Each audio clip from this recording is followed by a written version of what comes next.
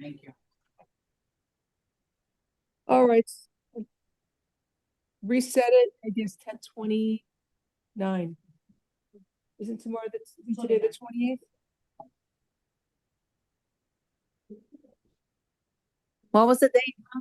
10:29. Yeah. Okay, that's it for the warrants. Thanks, Ms. Romas. Have a Thank good you, day. Your Honor. Next, the in-state calendar, Norwich Reyna. Mr. Reyna here. Yes, Your Honor, he'll need the Spanish interpreter. And Good morning. the interpreter is pressing, Your Honor. My video is blocked up. Otherwise, I would have it on. Okay, sir, you have an arrest warrant. It's from Lee County, Florida. The warrant was issued on February 20th of 2025. Señor, Sí. usted tiene una orden de arresto que fue emitida en febrero 20 del 2025. Se lo está aguantando de otro condado. The charge is failure to appear in court for possession of drug paraphernalia and resisting an officer without violence.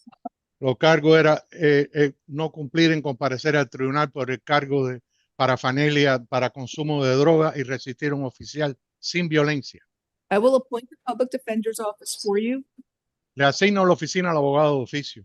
Unfortunately, there is no bond on the warrant. You will have to wait up to 15 days for Lee County to come pick you up. Inafortunadamente, no hay fianza en la orden de arresto. Tiene que esperar hasta 15 días para que el condado de Lee le venga a recoger. Your case is reset here for 15 days for November 12th to make sure you get picked up. If you have any questions about the warrant, please call the public defender's office. Su caso está fijado aquí para noviembre 12, a ver si lo recogen por la orden de arresto. Si tiene alguna pregunta, llame a la oficina al abogado de oficio. Si no me recogen en 15 días, ¿qué pasa?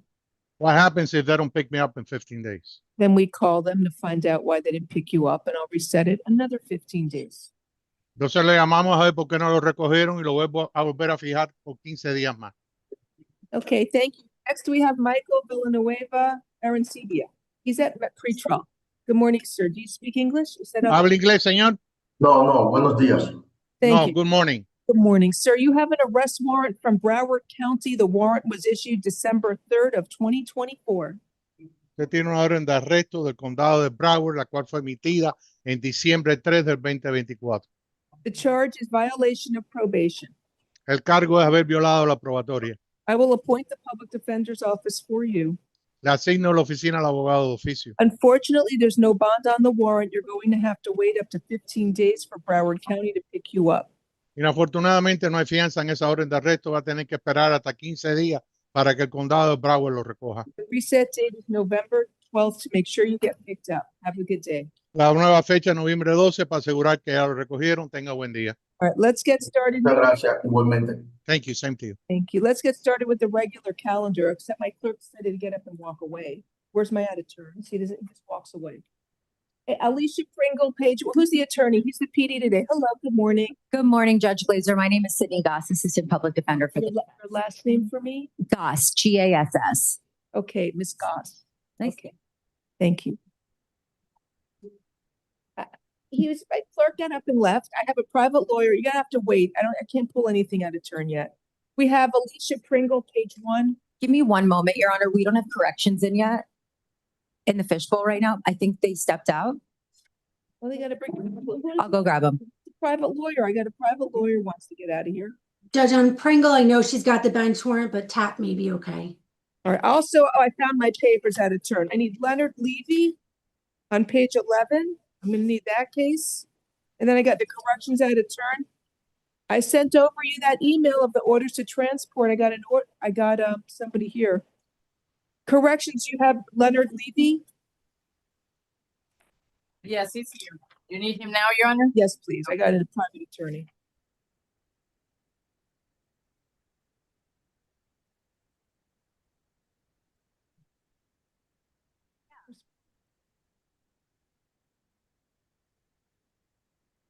Oh, I'm sorry. First, I guess I'm doing Miss Pringle. She's here. Hi, Miss Pringle. Don't go anywhere. You got arrested for possession of a controlled substance, possession of cannabis, 20 grams or less, and loitering or prowling.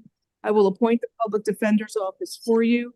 Ma'am, you are ordered to stay away from the Dolphin Food Market at 2352 Northwest 46th Street in Miami, Florida. You're not allowed to go to that store and you must stay away from there. You understand? Yes, ma'am. Okay. Say, did you have an objection to tap?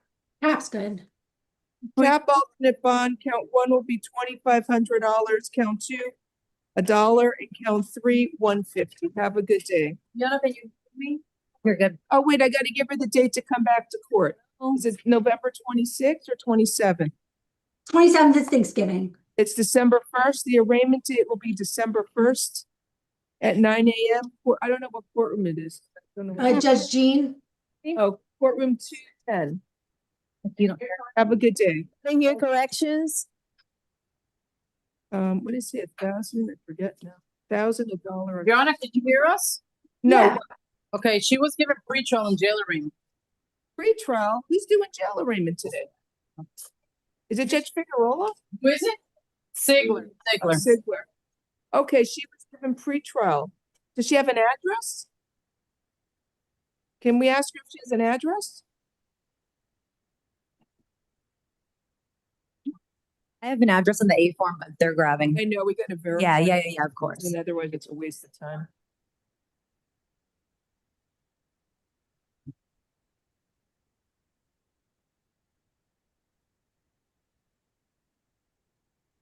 Did you ask her if she has an address? She's on her way right now. Can you hear us on this mic, Your Honor? Now I hear you.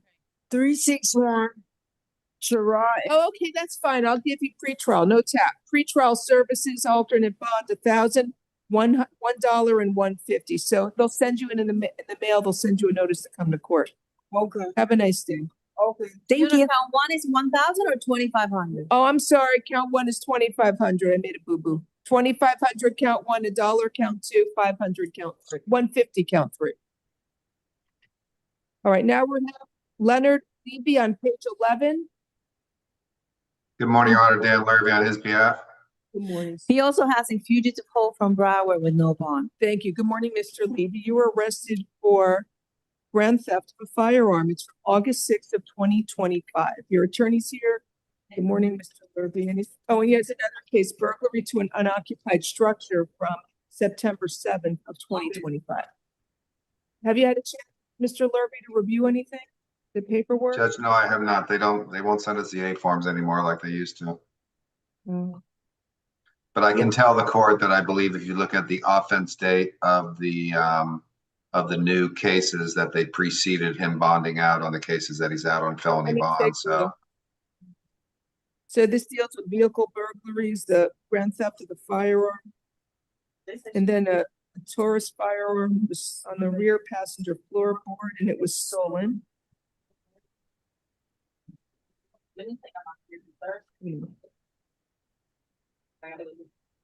so search warrant, they found a stolen gun and then Stolen gun in his car. There's probable cause. It's a $2,500 bond. Correct. I'm sorry.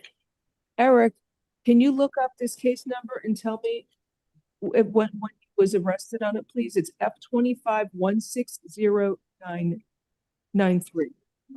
F25-160-993. and corrections, what did you say about the fugitive warrant one more time, please? It's from Broward, has no bond. Do you know what it's for?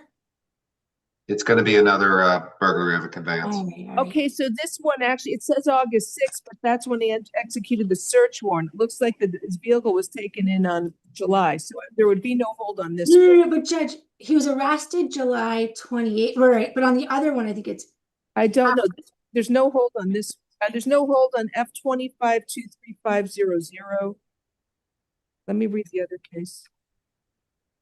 You know So- that 6093, no hold? I'm sorry, F25-23500.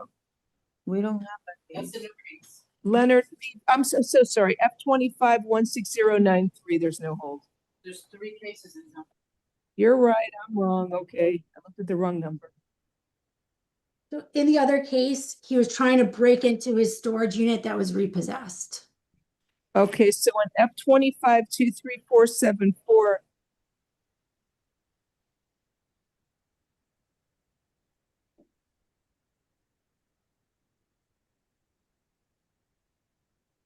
this is from September 7th, so there would be a hold for this case, F25-23474. So hold for F25-160-93, F25-160-94, and F25-16127.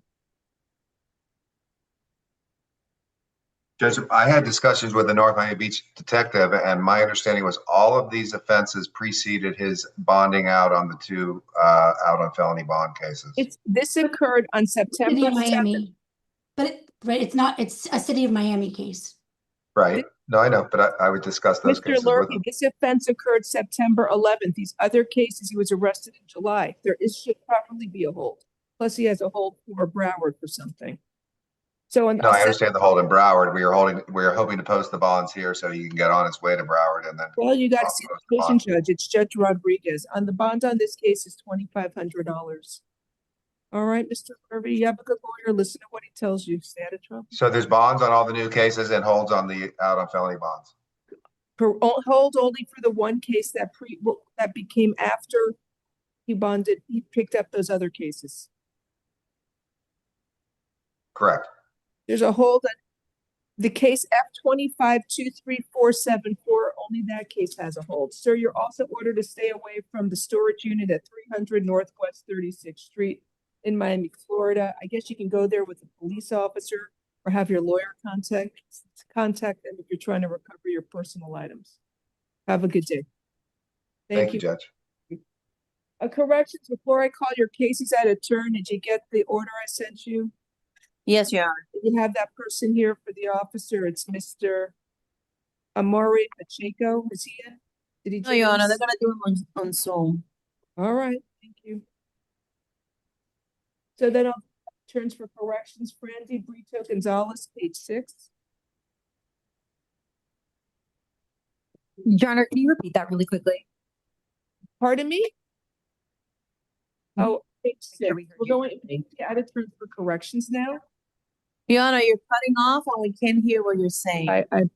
Okay, we're doing the added turns for corrections on page 6. Frandy Brito Gonzalez. Why do, Your Honor? We need to reset it for tomorrow. Let me review for probable cause.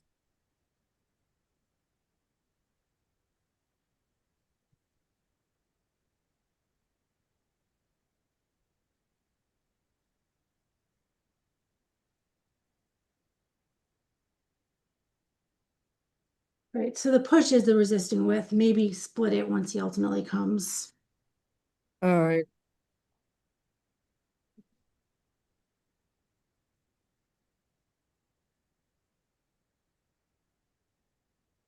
I'll find probable cause, reset it for the afternoon.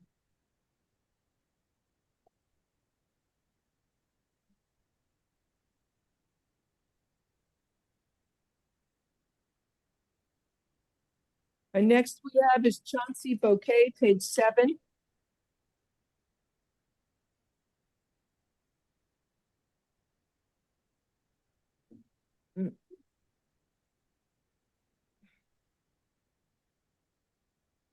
Anna.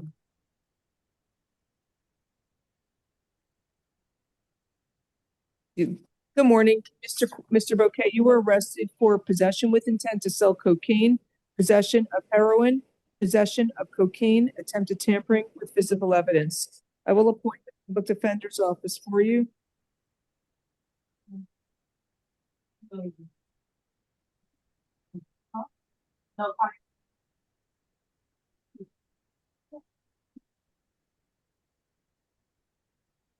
So 10 bags of cocaine, 1 bag of heroin, $84. And they also found baggies consistent with those baggies in the person he was sitting next to his pocket. There's probable cause for count 1, count 2, count 3, and count 4. So I'll split 1 in 3. Count 1 is $5,000 for possession with intent to sell cocaine. Count 2, possession of heroin is $2,500. Count 3, possession of cocaine is $2,500. Count 4, attempted tampering with evidence. I'll make that. He has no priors. I'll make it $1. Good luck to you, sir. Well, sir. Next on page 9 is Princely Glaziel.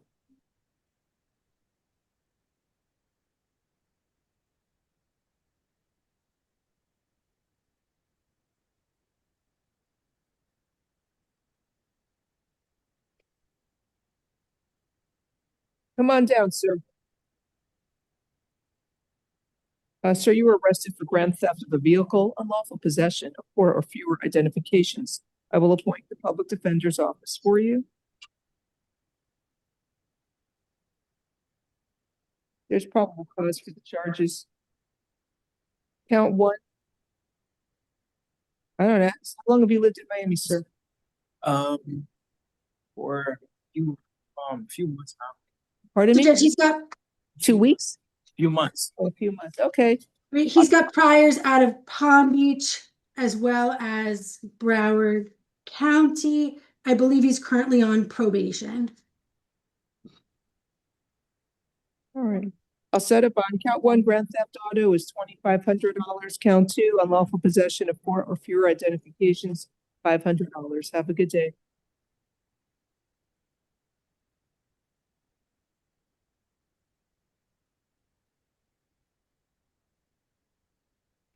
Next is GLAZER GT, page 14.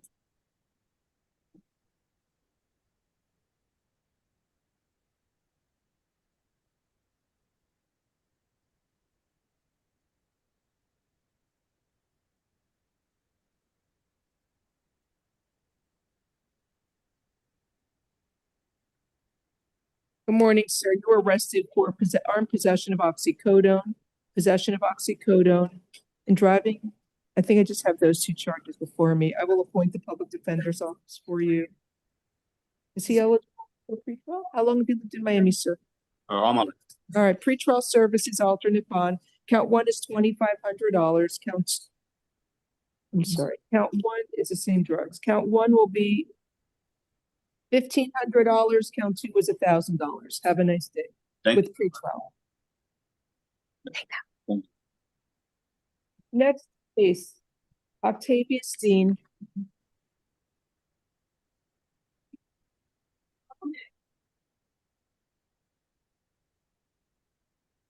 We pretrial. Oh, he's home. Octavius Dean is homeless. He's homeless. He's homeless.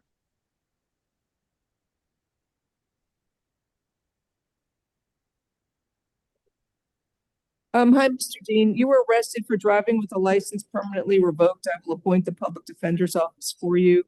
I'm going to find probable cause. I'll give you. You have an address where you live or no? Yes, ma'am. You have an address? What? How come it's not on here? What is it? 21330 Southwest 119th Avenue, Miami, Florida 33177. Okay. Pretrial services alternate bond $2,500. No driving unless you have a valid license, sir. Have a nice day.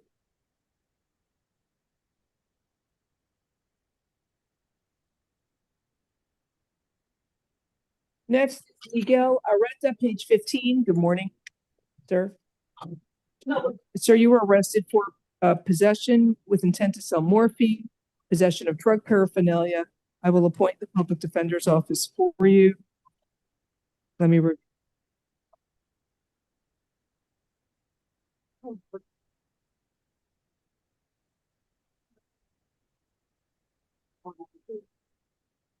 So it was 2 bags, 4.5 Crystal meth. each, right? So a total of 9 Why do they put grams. morphine? It's crystal meth. It's not intent to sell. It's 9 grams, which isn't Oh, insignificant. it is. Count 1, there's probable cause for possession with intent to sell crystal meth.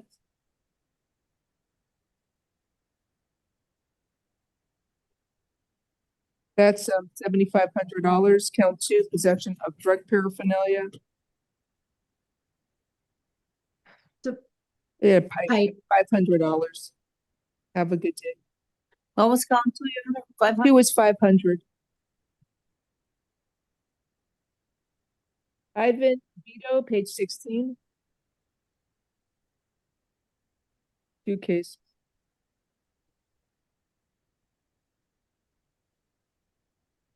Coming up, you.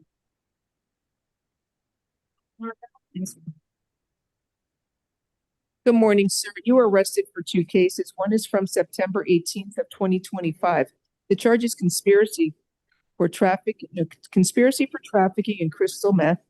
Then count 2, trafficking in crystal meth. And count 3, armed possession with intent to sell methamphetamine or crystal methamphetamine within 1,000 feet of a church or convenience store.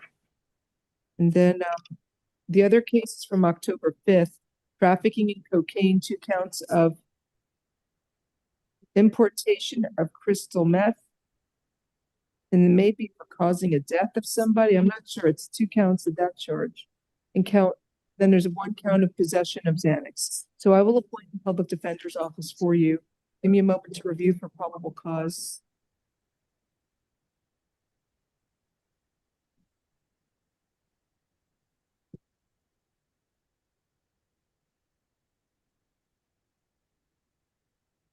You two did.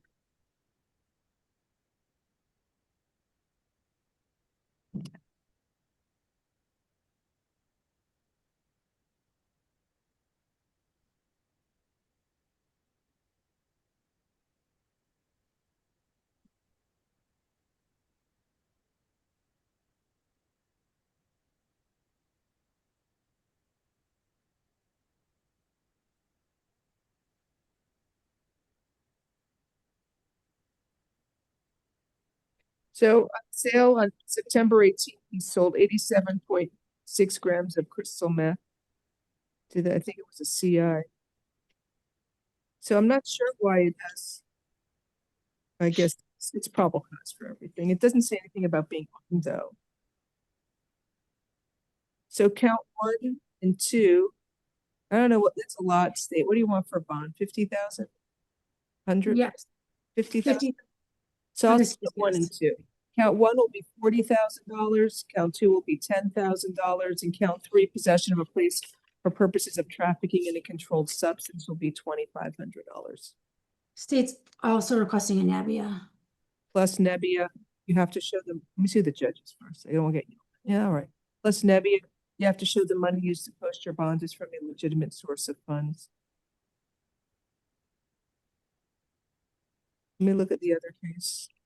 The other case, it's a lot of crystal meth. It's a 15-year min man. Say it again. The other case, it was 610 grams of crystal meth. When you're saying the other case, which other case? The second case I'm reading? The case ending in 7-1. He sold, 1 minute.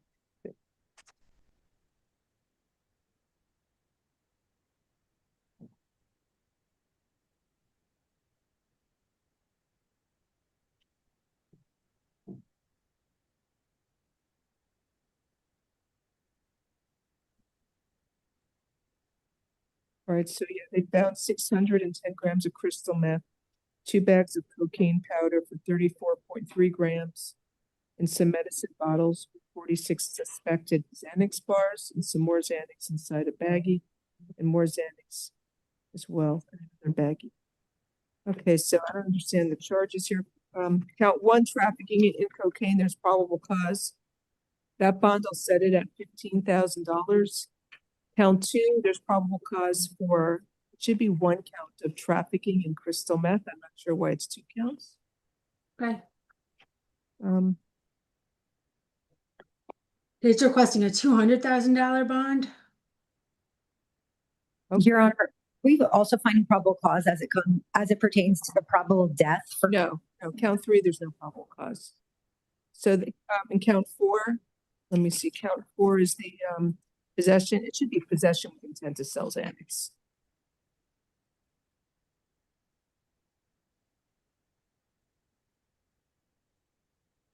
So what'd you want for count 2 for the 610 grams of, sorry, 610.9 grams of crystal meth?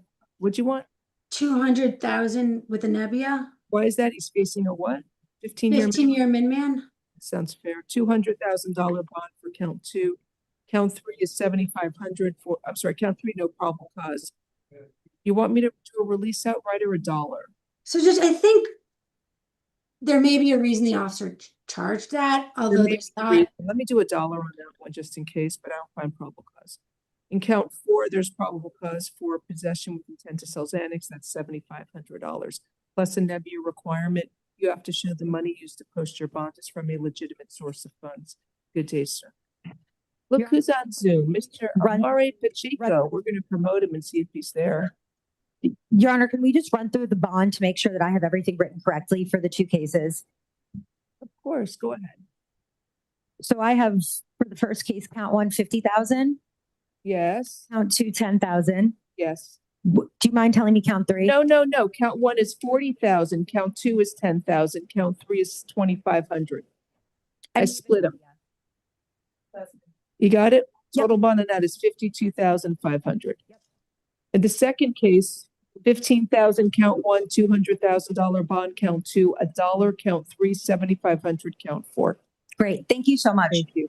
Okay, we got Mr. Pacheco here. Where is it? Is he there on Zoom or not yet? This is what she got to say. Hi, Mr. Pacheco. Good morning. Welcome to bond hearings.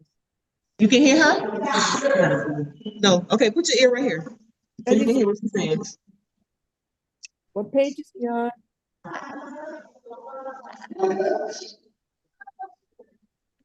You can say something. She can say something. She said, good morning. Sir, you got arrested. Good morning. Does he speak English? Okay? Habla inglés bien, Pacheco. Español. Spanish. Okay, sir. Good morning. You got arrested for petty theft, two or more convictions. Buenos días, señor. Usted fue arrestado por robo menor cuantía, 2 o más condenas. Thank you. I will appoint the public defender's office for you. Le asigno al abogado de oficio a usted. Ok. There's a police officer who's here. Oh, he's here. I don't need to hear the whole thing again. I got a big calendar, okay? Anyway, there's probable cause for the charge of petty theft, two or more convictions. De todas formas, hay motivo fundado para robo menor cuantía, 2 o más condenas. You are ordered to stay away from the Dollar Tree store at 1042 West Flagler Street in Miami, Florida.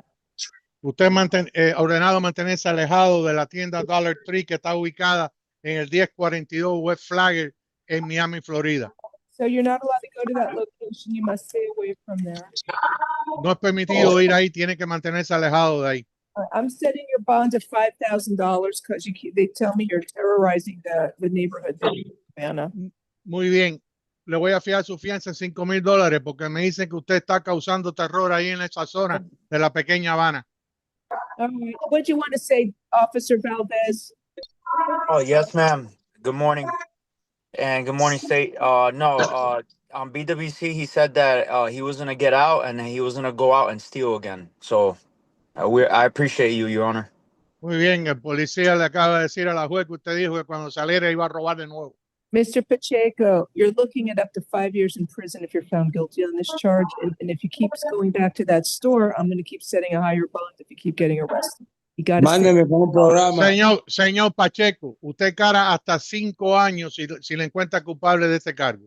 Y se Quiero sigue que me robando mande- y sigue regresando aquí, le voy a subir la fianza. Send me to a program. You're looking at prison, not a program, sir, if you're found guilty. Usted está carando prisión, señor, no un programa. Good day. Buen día, señor. Officer. Thank you, Your Honor.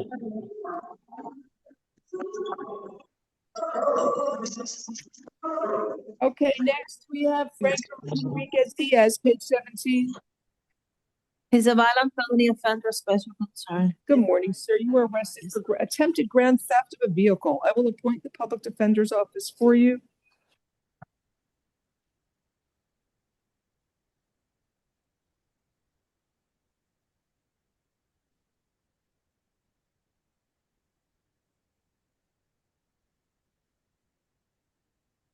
There's probable cause for the charge.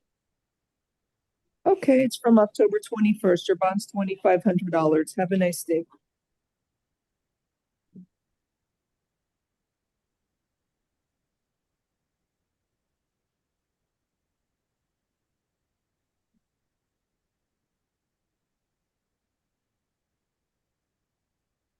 I don't know, Mr. Gottlieb, are you a lawyer? I don't know who you are. You gotta write if you're a lawyer or not. Good morning. This is the added terms for corrections. I'll call private lawyers if they're here. Amy McGillicuddy? No, good morning. Good morning. Is this are we finished with the added terms for corrections? Yeah. Okay. Mr. Gottlieb, you can write in here if you're a lawyer or not. I know you like to raise your hand, and that's great, but you keep writing who you're here for. I don't know if you're an attorney. We'll call it next time. All right, no problem. 1 sec.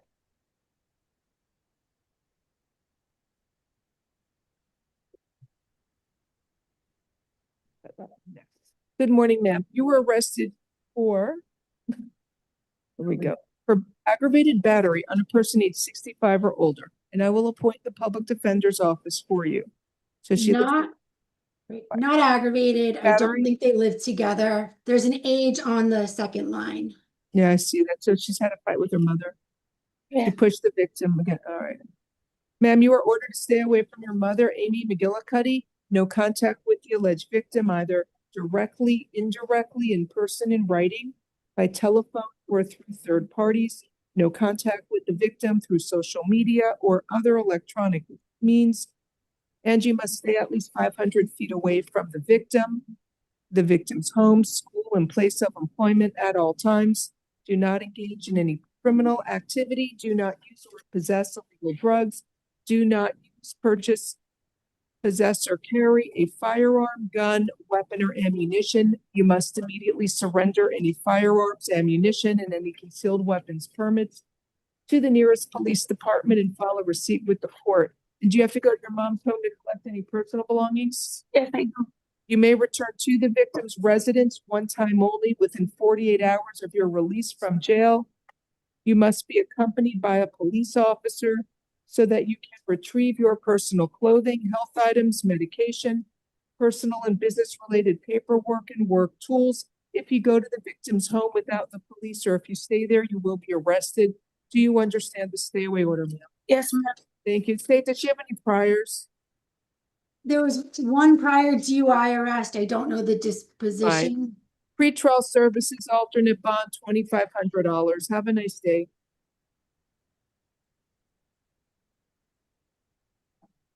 All right, next, let me call up Kathleen Singh. I'll promote the attorney.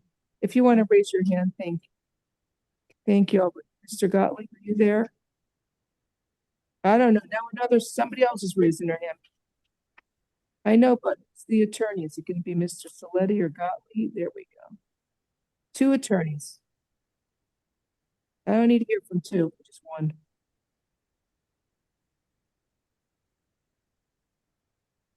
Judge, I'm sorry about that. I had put OBO, so I thought that was appropriate. My apologies. Mike Gottlieb on behalf of Kathleen Singh. Sorry, I didn't get you. Who's the attorney? Yeah, she has 2 lawyers? Yes, Gary Saletti and I are, Judge, but I'll be happy to make the argument. We're both present on her behalf. Thank you. Is there a victim here or no? So, Judge, the victim is here. I did speak to the victim. I did speak to the victim before court. And sir, if you want to talk to the judge, raise your hand or write a message in the chat. I did review the email from defense counsel. I believe that there is probable cause based upon the 4 corners of the affidavit. The victim's main concern is that the defendant stay away from him. Okay, I know nothing about the case, so I got to look at it and see. Let's see. When you're ready, Judge, I'm happy I need Kathleen Singh, first of all. I have 2 lawyers, but I don't have the victim. Okay. Good morning. Yeah. Ma'am, you were arrested for 1 count of burglary with an assault or battery. You have 2 attorneys here for you. Yes. So Mr. Gottlieb and Mr. Saletti are here.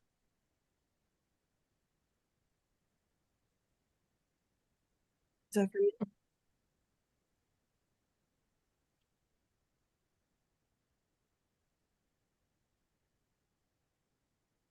I need a moment to review the arrest affidavit. If the victim is here, could he raise his hand? At this point, he said he's just listening, but if he changes his mind, he'll let us know.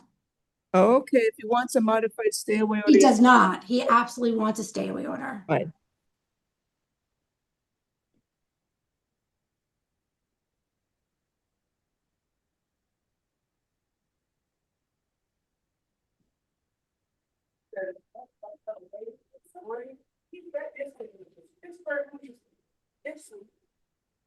So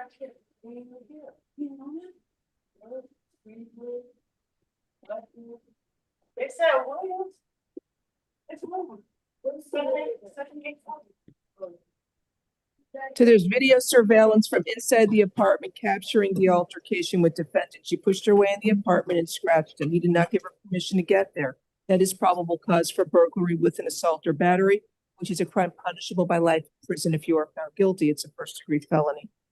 So this happened on, it looks like October 27th.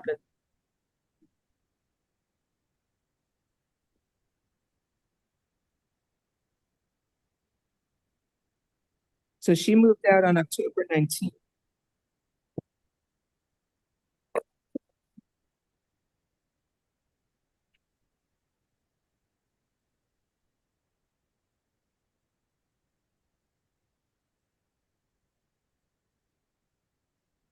Okay, I got it. Why are there two stay away orders? I did one from the witness as well. Where's there mention of witness?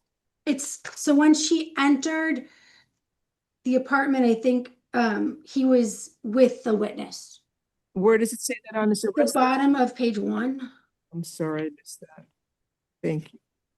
Okay. Okay, I got it. Thank you. He's already moved on. It's time for you to move on too, because you're looking at life in prison if you're found guilty of this charge. Ma'am, you're ordered to stay away from Austin Griner, the alleged victim. No contact with him either directly, indirectly, in person, in writing, by telephone, or through third parties. No contact with the victim through social media or other electronic means. And you must stay at least 500 feet away from the victim, his home, and school, and place of employment at all times. Also stay away from the witness whose initials are KM. And no contact with that person. You have the address for the witness is the same apartment as she lives in. Oh, I'm so sorry. That was the incident location. Maybe they listed her permanent address as the victim's residence. Well, that was her former address. I think that, great. Stay away from the witness, KM. No contact with either the witness or Mr. Griner, either directly, indirectly, in person, in writing, by telephone, or through third parties. No contact with the victims through victim and witness through social media or other electronic means. You must stay at least 500 feet away from the victim and witness, their home, school, and place of employment at all times. And stay away from the address of 100 Northwest 6th Street, number 2206 in Miami, Florida. Do you understand the stay away order, ma'am? Yes, I do. Okay, thank you. The state has filed a motion for pretrial detention pending final hearing. Yes. Right. So when I spoke to the victim, his main concern was the stay away order and that the defendant not have any contacts. 1 second. Ma'am, do you have to go to the victim's home to collect any of your personal belongings? No, nothing worthwhile. What? Nothing worthwhile? Right. Okay. I think the victim wanted to leave it up to the court as to whether or not to grant the motion. Okay. Does the lawyers want to say anything? Mr. Gottlieb, you're doing the talking? Yes, Judge. So there's at least 1 or 2 days in between the incident and the arrest. Our client, we spoke with the client yesterday. She has no desire to go back to that location. We are contesting the allegation of burglary. She had just lived there, as Your Honor said, and had permission to be at the unit. I'm not trying to fight probable cause. I just want to know if the court will set a bond in the amount of $10,000 with the no contact, which she will follow. She has no prior criminal history. Okay, let me explain something. No, guys, I'm losing your freedom over. Stay away from him. He's already moved on. He got a new lady friend or new friend, okay? You're a pretty lady. There's other people out there. You got to move on. Okay, in life, you'll meet a whole bunch of guys. Maybe you'll find somebody who's wonderful and you want to stay with, but right now, this is an unhealthy relationship. You got to move on. And if you go back to his house and you have, you speak to him and violate the court's stay away order, you get locked up in jail until your trial. Do you understand? I'll be nice today. I'll give her, she has no priors. I'll deny the state's motion for pretrial detention pending final hearing. I'll set her bond at $7,500. Stay away from the victim. Okay. Thank you. Appreciate it. All right, yeah, lawyers, listen to what they tell you. Thank you. Thank you, Judge. Okay.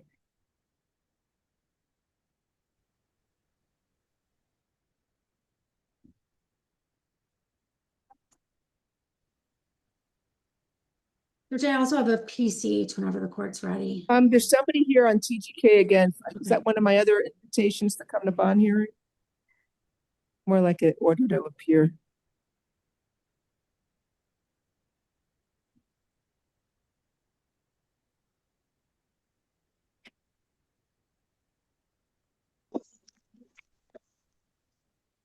Okay, is this Mr. Vasquez? Who's this? Jose Vázquez. Talk a little louder. Jose Vasquez. Good morning, sir. Good morning. Sir, you were arrested. Is English okay, or do you need an interpreter? English is perfect. All right, I had to bring you in to read the stay away order, so because you've been refusing. You were arrested for a case from October 26th. The charge is burglary to an occupied dwelling, possession of cocaine. It says transportation of drug paraphernalia, but it's only possession of drug paraphernalia and battery, and also criminal mischief.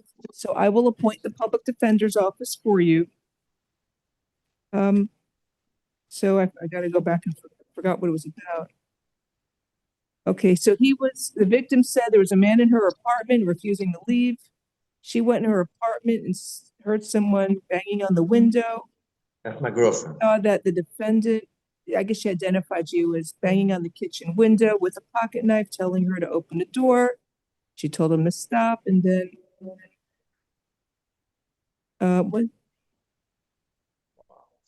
so the window broke. He then got banged on the front door, and then he wound up breaking the Ring camera.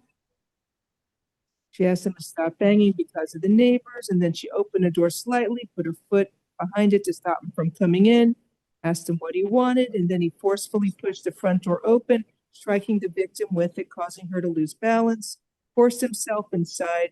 He undresses, locks himself in the bathroom, and the victim retrieved the pocket knife from the ground and called the police. So that's what's going on here.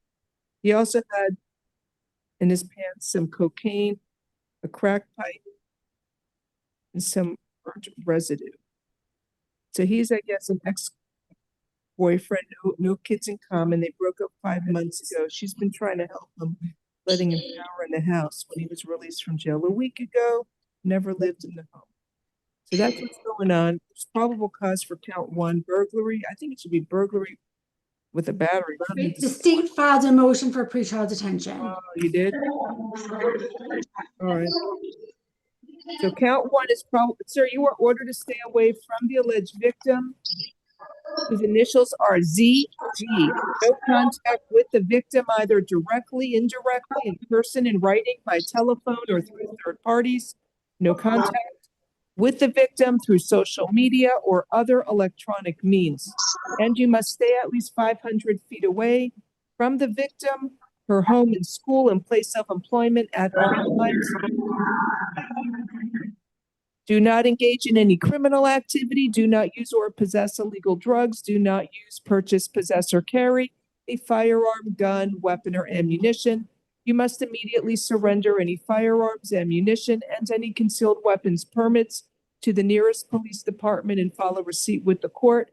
Again, I said no contact with the victim directly, in the victim ZG, either directly, indirectly, in person, in writing, by telephone, or through third parties. Corrections, did he hear me? I need to know he heard me and he understands the stay away order. He's there? Thank you, sir. Okay. Count 1, the state wants the court to find probable cause for burglary with an assault or battery. I think they're correct. I'm going to grant the state's motion for pretrial detention pending final hearing and hold you with no bond.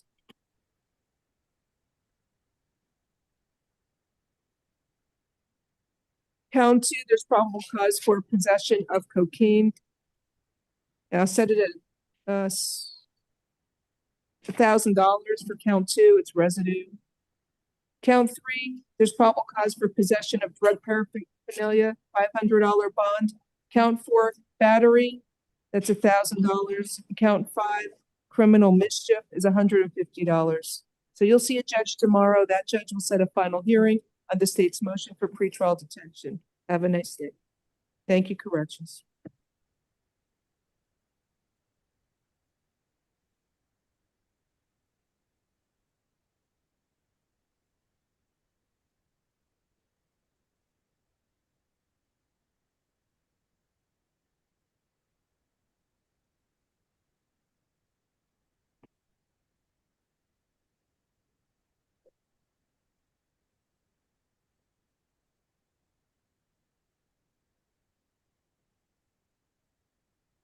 All right, let me sign this one. No, this, denied. So when I deny it, it goes.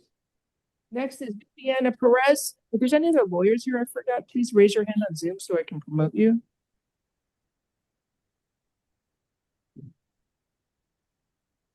Good morning, Ms. Perez. You were arrested for aggravated battery and resisting an officer without violence. I will appoint the public defender's office for you. Let me review for probable cause. I don't have the victim's full name, Judge. He's just Stay away from the Circle K at 970 West Palm Drive in Florida City, Florida. You're not allowed to go to that store and you must stay away from there. Ma'am, you speak English? Yeah. Habla inglés, señora. Yes, ma'am. Okay, thank you. Also, you're out on felony bond. There's a hold for F25-18769. So you'll see your judge tomorrow. Give me a moment though to review for probable cause.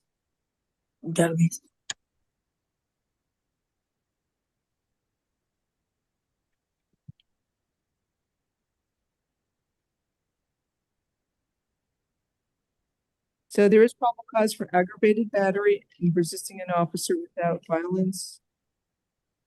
Count 1 is $7,500 and count 2 is $500. Have a nice day, ma'am.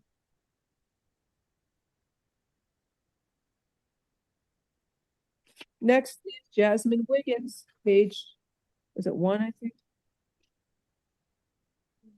I'm gonna find my calendar here. Hi, Miss. Good morning. Added some new cases since yesterday. Oh, okay.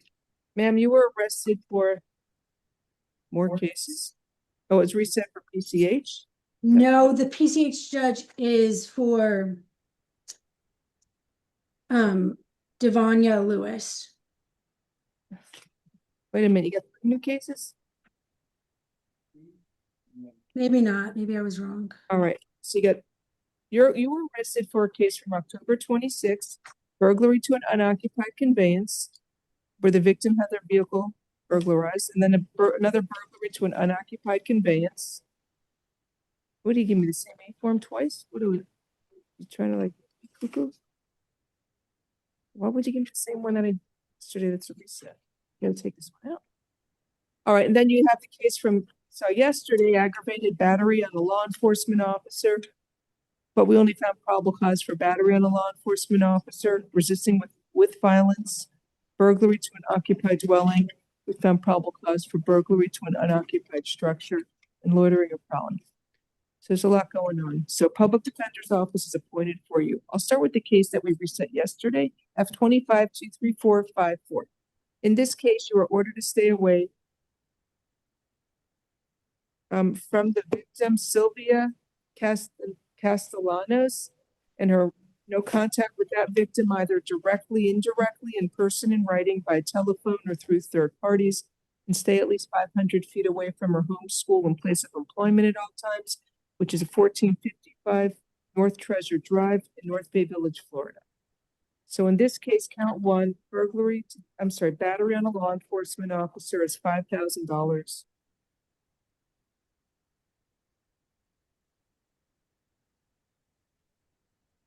Count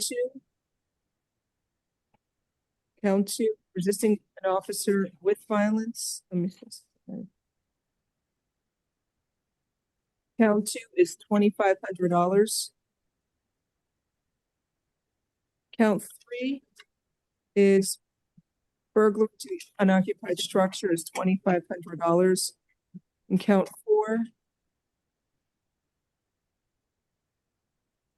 All right. Count loitering or prowling is $150. Right, and then the next case is it count 5? Count 5, unlawful possession of firearm identifications will be $500. Okay, that's good. 1 second, I gotta make sure I saw that. Yeah, there it is. Okay.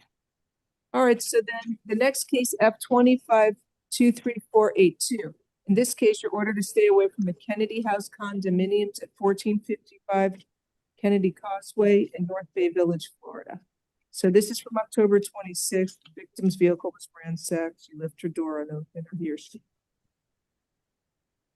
They have video footage of Defendant walking towards victim's vehicle, opening front passenger door, and going into the vehicle and going through the victim's items. So there's probable cause for this charge, $2,500 bond. That's on F-25-23482. Then F-25-23483 is also burglary to an unoccupied conveyance.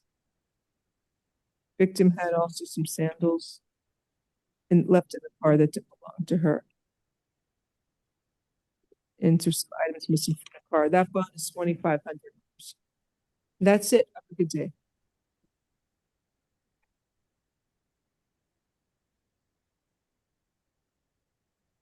Okay, next on page 2 is Zoila Curtis.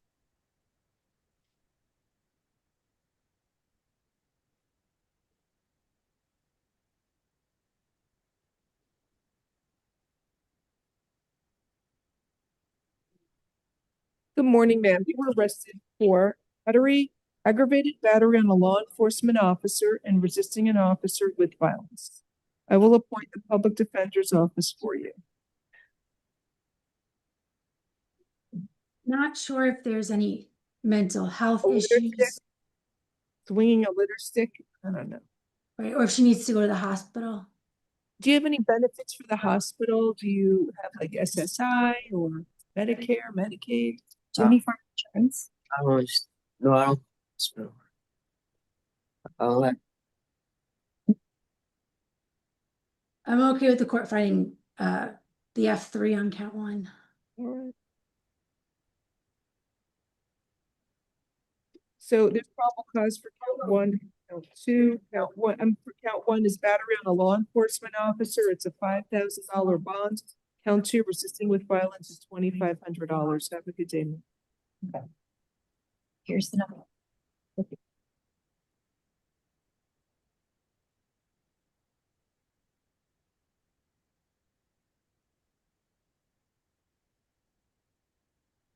Next.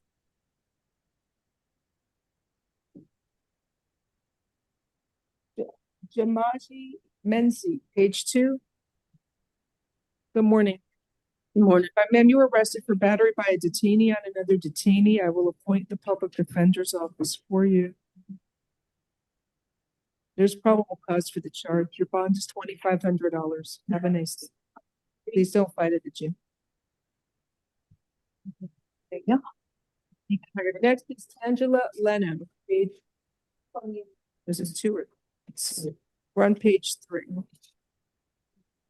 Good morning, ma'am. You were arrested for possession with intent to sell cocaine within 1,000 feet of a church or convenience store, possession of crack cocaine, possession of cannabis, drinking in public. I will appoint the public defender's office for you.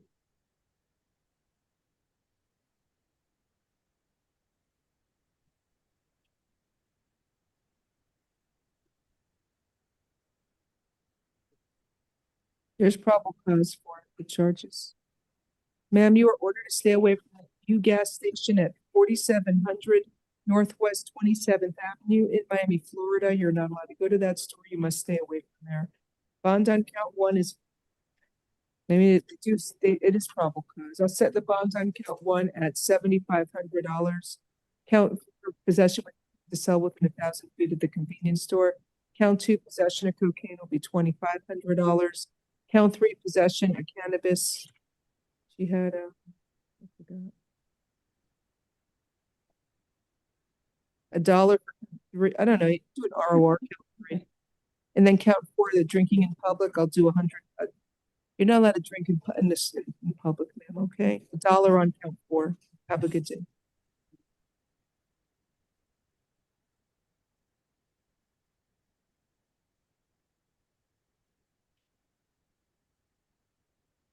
Next, Alexis Gilbert. Page 4. What's the matter? Judge, give me 1 second so I can just give her the information. She's just hard of hearing. Oh, I'm so sorry. So, ma'am, I did lower your bond a little, but there's probable cause. It's okay. Let her lawyer speak with her. Count 1 for this possession with intent to sell cocaine is $7,500 because it's within 1,000 feet of a convenience store. Count 2 is the same possession of cocaine. That's 2,500. I set the bond for those two at 10,000 combined instead of 15,000. Count 3, the possession of cannabis. I released you on your own recognizance. In count 4, drinking in public. You're not allowed to drink in public. It's $1. I don't know what you're saying because she muted you. You want to talk to her, Ms. Goff?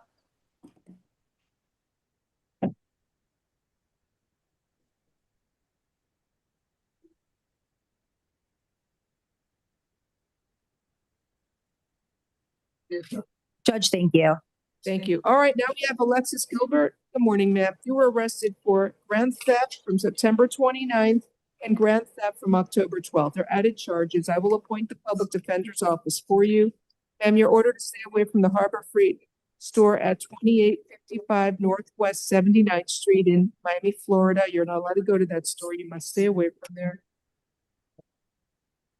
So she walks in the store with an empty microwave box, loads it up with multiple tools, and then leaves. It says the value of the items taken, $1,479.98. So there's probable cause for grand theft, $2,500 bond. Then Which case? F25-23485.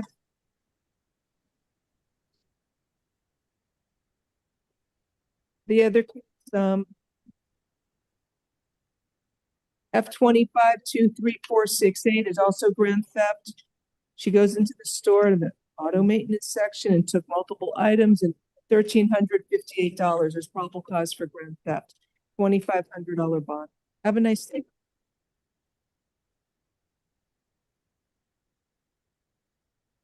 Devonna Lewis, page 4. Officer Lopez, can you please accept the promotion to a panelist?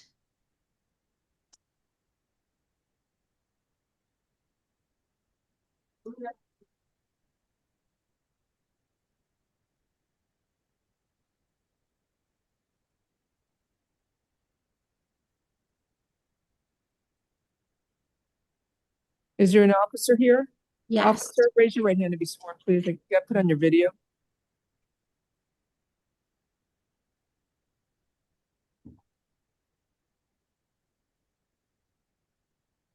Is the officer going to appear? Otherwise, I'm just getting released because I don't know how she was ID'd. All right, the officer's here. Officer, you've got to unmute, turn on your camera. Good morning, officer. Raise your right hand to be sworn, please. Do you swear or affirm the testimony you are going to give in this proceeding will be the truth? If so, state I do. I do. Thank you. Put your hand down. Please tell me your name and what police department you work for. Officer J. Lopez with Miami Police Department. Go ahead, Steve. All right, Officer Lopez, how was this defendant identified as the subject? I was called into the office, reference a previous case. The manager for the Magic City Casino provided me with the video.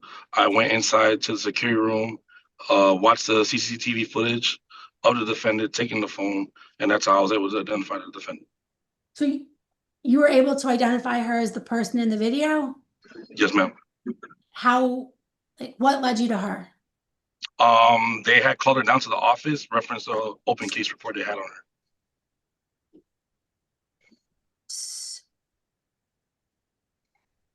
Okay. Okay. Any questions? So wait, I have a question. So it happened on the 19th and then she was back at the casino? On October 26th, ma'am. Okay, and that's how, and you identified her from seeing the video from the 19th? Yes, ma'am. All right. Any questions by the defense?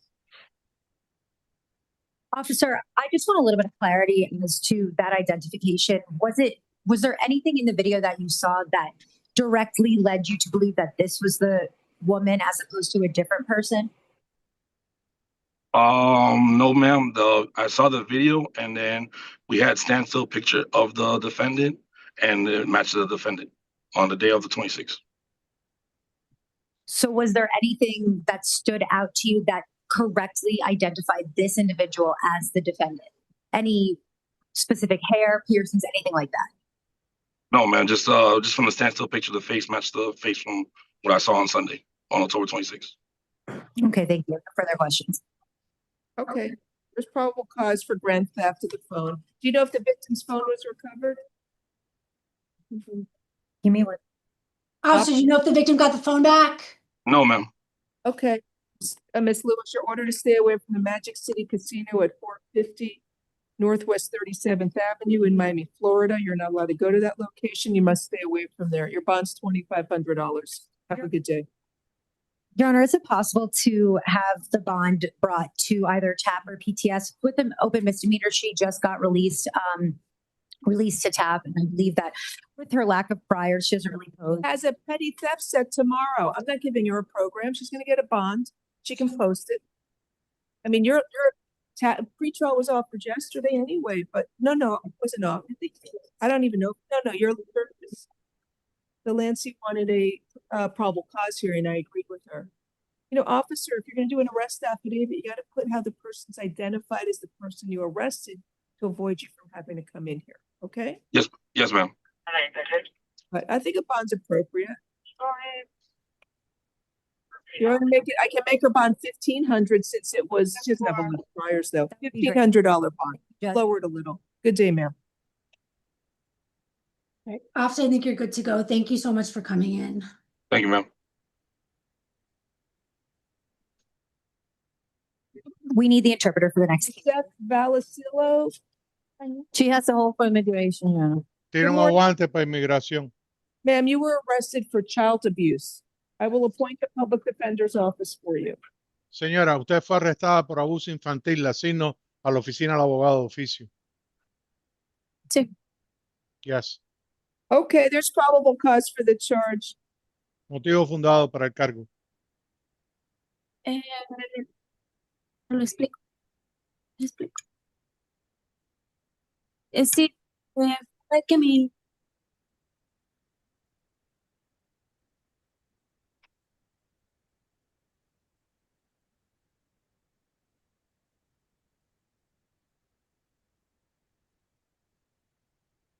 Ma'am, you are ordered to stay away from the 6-year-old child whose initials are DC. No contact. Sorry, go ahead, Mr. Señora, usted es ordenado mantenerse alejado de la criatura de 6 años, cuyas iniciales son DC. No contact with the victim, either directly, indirectly, in person, in writing, by telephone, or through third parties. No contacto con la víctima, sea directo o indirecto, en persona, teléfono, mensaje o tercera persona. No contact with the victim through social media or other electronic means. No contacto con la víctima a través de las redes sociales o otros medios electrónicos. And you must stay at least 500 feet away from the victim, his home, and school at all times. Tiene que mantenerse un mínimo de 500 pies de la víctima, la casa de él, la escuela, todo el tiempo. Do not engage in any criminal activity. Do not use or possess illegal drugs. No se involucre en ninguna actividad penal, ni use ni posee drogas ilegales. Do not use, purchase, possess, or carry a firearm, gun, weapon, or ammunition. No use, posee o compre o porte ninguna arma de fuego ni municiones. You must immediately surrender any firearms, ammunition, and any concealed weapons permits to the nearest police department and file a receipt with the court. Debe de inmediatamente entregar cualquier arma de fuego, municiones y permiso para portar armas escondidas a la jefatura más cercana y presentar el recibo a el tribunal. And in the event there is an open case in dependency court arising from the same set of facts and events as this case. Y en caso que haya un caso abierto en el tribunal de dependencia que llegue de los hechos dados en este caso. And any and all orders entered in dependency court regarding your contact, visitation, and custody shall supersede or replace this court's order. Entonces, cualquier orden dada en ese caso de dependencia que supersede cualquier orden dada en este caso. Do you understand the stay away order, ma'am? ¿Entiende usted, señor, la orden de alejamiento? I'm setting a bond. It's going to be $2,500, and you have an immigration hold, so you may want to speak with the lawyer before you post your bond. Good day, ma'am. Fijando fianza 2.500, pero si tiene una detención de migración, quizás quiera hablar con un abogado anterior a que pague la fianza. All right, next case, Joan Thompson, page 5. Judge, can I just have 1 quick second with her? 1 second.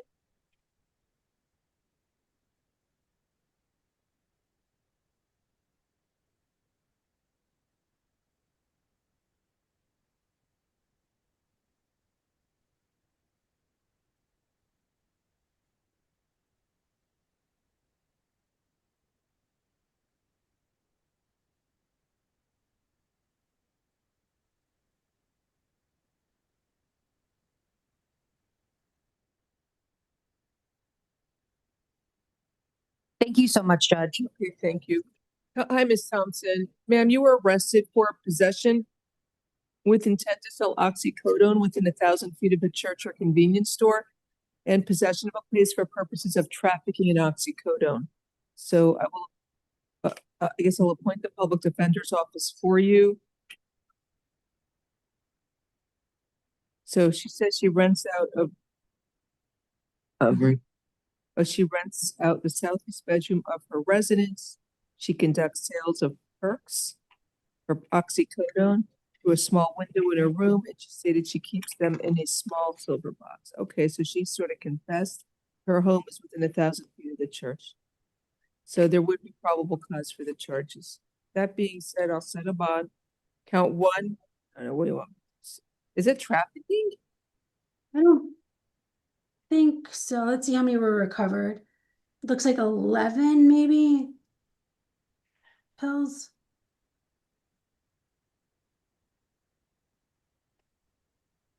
Was that new math or old math? My bad math. It says 2.8 grams.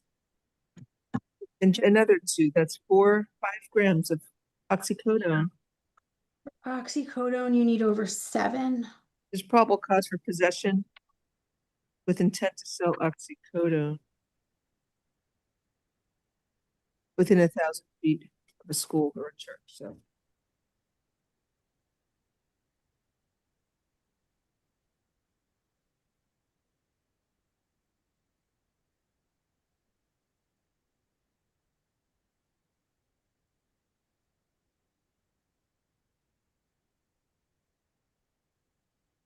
All right, I'll set a bond. She has no priors. What do you want me to do? 7,500. That's fine, Judge. Count 1 is $7,500, and count 2, possession of a place for purposes of trafficking in a controlled substance. Well, she's not exactly trafficking in it, but I think the statute also encompasses sales. with that, I'll do $1,000. Count 2. Have a good day. Stay out of trouble.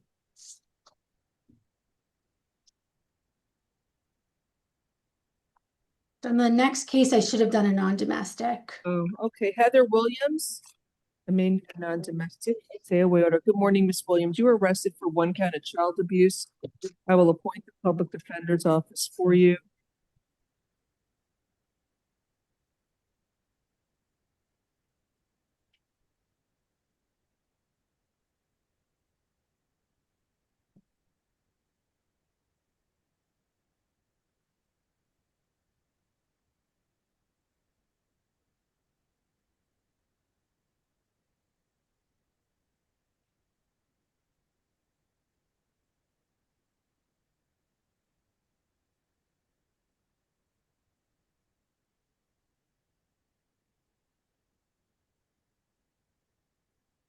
All right, I guess it should be, there would be probable cause because I guess she's disciplining the child and he had a left a bruise grabbing his arm. Ma'am, you're ordered to stay away from the alleged victim whose initials are JR.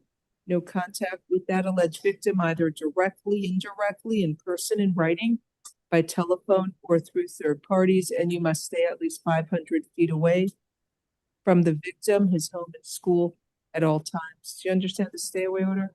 Okay. No contact with the victim, social, other electronic means. All right.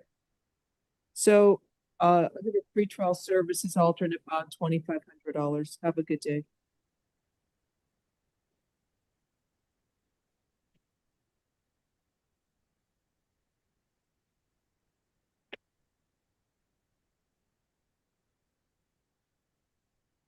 And on the next case, Judge Pineda, it's the non-domestic stay away order.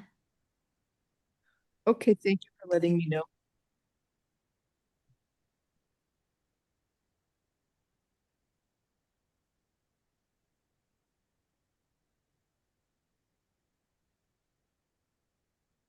That's it. So next case is Albinus Pineda. You said non-domestic? Has a whole for immigration, Your Honor. Thank you. You already did it. Thank you.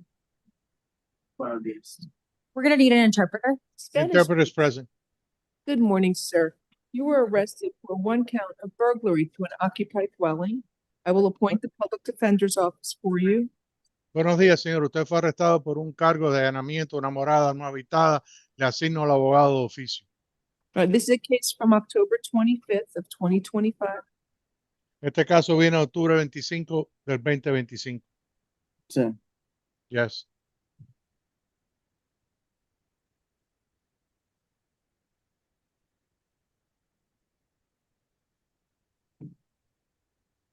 There's probable cause for the charge of burglary to an occupied dwelling. Motivo fundado para ese cargo de allanamiento, morada no habitada. Right, so he says he broke into the home because he feared individuals who were immigration agents were coming after him. Él dice que él entró a la casa porque tenía miedo de que estaban agentes de inmigración atrás de él.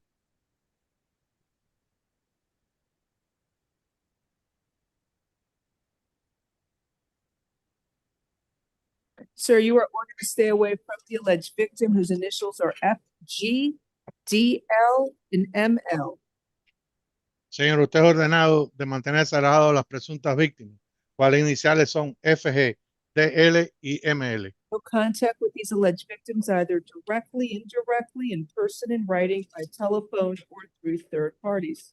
No contacto con estas presuntas víctimas, sea directo, indirecto, por teléfono, mensaje o terceras personas.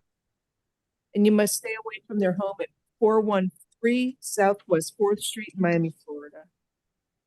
Tiene que mantenerse alejado de la casa de 4013 Southwest. What was the street you're on? Sorry. Southwest 4th Street. Southwest 4 calle, Miami, Florida. So I'm setting a bond. It is going to be $7,500. Fijando fianza va a ser $7,500.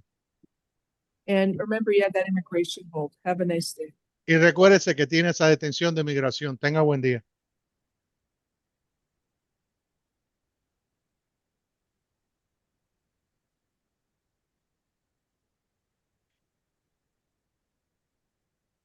Next, Armando Calvo Rodriguez.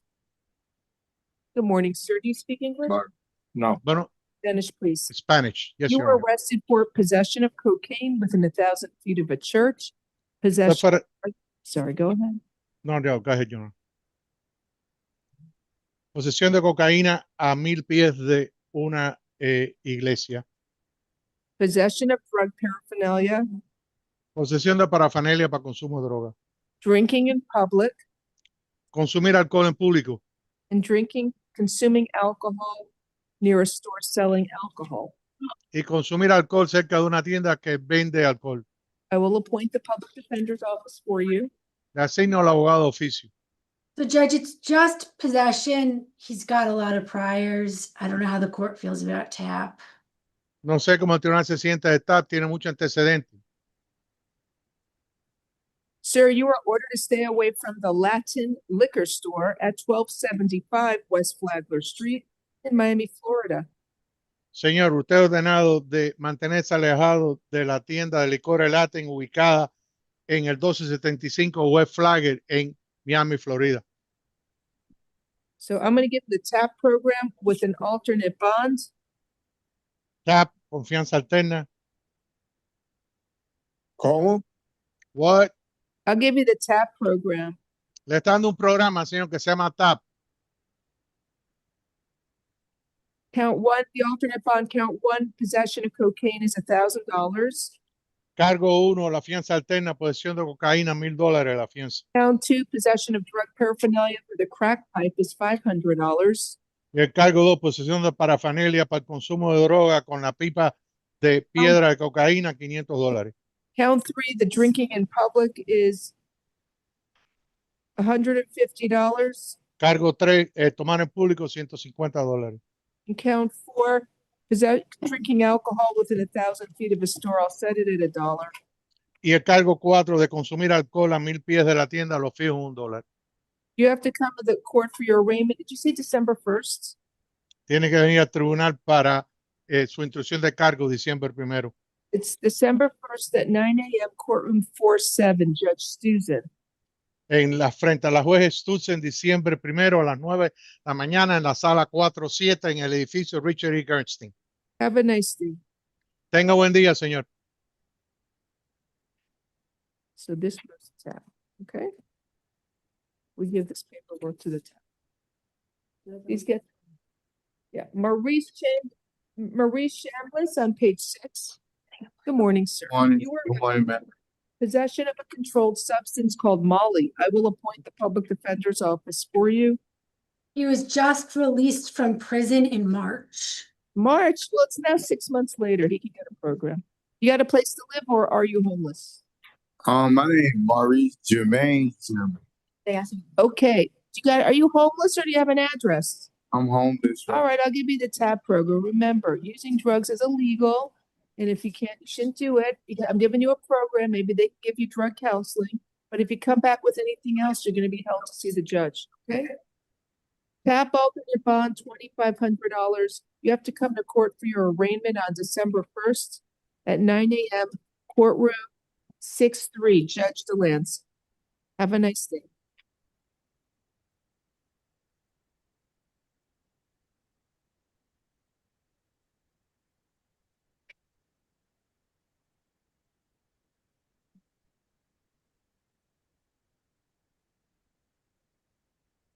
Next case is Giscard Lewis Charles. Good morning, sir. Morning. You were arrested for possession of a controlled substance called heroin and possession of cocaine. I will appoint the public defender's office for you. Pre-trial should be good. All right, there's probable cause. Pretrial services alternate bond, $2,500 count 1, and $2,500 count 2. Have a nice day, sir. And you may be eligible for drug court, something you should discuss with your lawyer. Next is Thomas Jones. Page 7. Good morning, Mr. Jones. Sir, you were arrested for trespass at a structure or conveyance with a dangerous weapon or firearm. I will appoint the public defender's office for you. So it's alleged you had a machete, a 10-inch machete. He's over at trespassing on property in Miami Beach.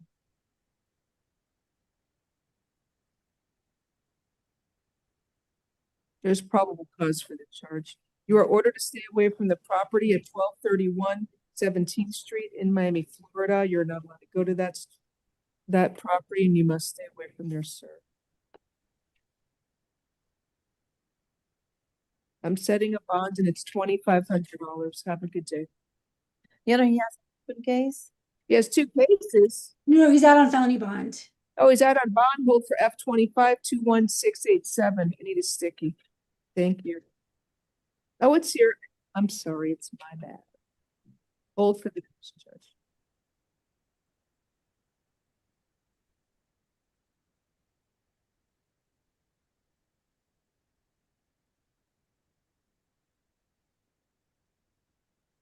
All right, now we have Carlos Gomez on page 7. Good morning, sir. Do you speak English? Yes. ¿Habla inglés, señor? Mr. Gomez, you were arrested for grand theft. It's a city bike. I will appoint the public defender's office for you. You can't ride those city bikes lying around because unless you properly rent them, there's probable cause. He has an open case. Right, and serious priors out of state. He does? Yes. I wouldn't care about the open case, but he has priors out of state that are serious. Right, so I see a robbery conviction from 23. He was sentenced to 2 years in prison. That's out of Texas. All right. I'm setting a bond, $1,000. Have a nice day. Is there a hold?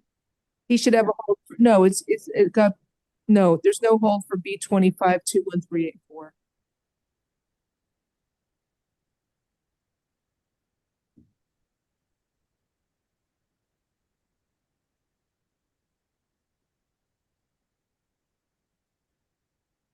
Next, Osvaldo Diaz. Page 8. Lot going on in Miami Beach, huh? Everybody's getting arrested there. I better be careful walking home later with the dog. I don't want to get arrested. Good morning. Pick up the poop. Okay, sir, you were arrested for burglary with an assault or battery, lewd lascivious battery on a child, and I will appoint the public defender's office for you. Right, you understand English? Yes, ma'am. Habla inglés, señora. You Señor, said- yes. I'll just check in to make sure. Let me read and see what's going on.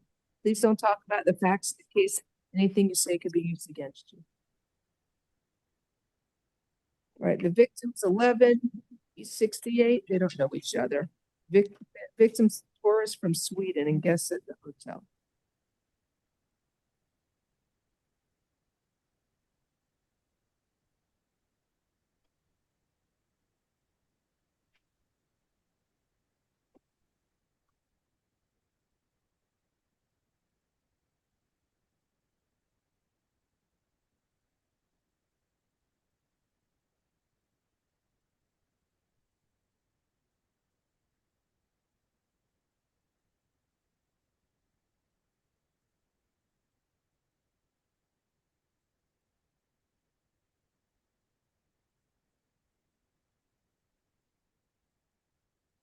There's probable cause for the charge. The charges here. But he's charged of burglary with an assault or battery? And Because he had no permission to be at the hotel. so he, okay. Yeah, I guess it would be correct.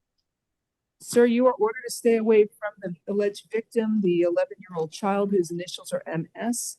No contact with the victim either directly, indirectly, in person, in writing, by telephone or through third parties. No contact with the victim through social media or other electronic means. And you must stay at least 500 feet away from the victim, her home and school at all times. You are also ordered to stay away from the Radisson Resort at 4343 Collins Avenue in Miami Beach, Florida. He has a prior, he has prior arrests, a lot of prior arrests. Some he got acquitted by a jury on, but nothing too recent. I don't know what it's been all these years, but there's probable cause. As to count 1, burglary with an assault or battery, there's probable cause for that charge. It is a first-degree felony punishable by life in prison if you are found guilty. I'm holding you with no bond. You're going to have to go see a division judge. Your lawyer will set that up. It's going to be pursuant to an Arthur hearing, so he won't go tomorrow. Your lawyer will set that down.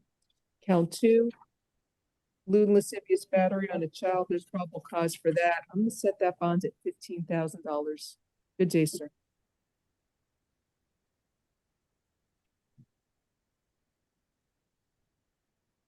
No, it's okay.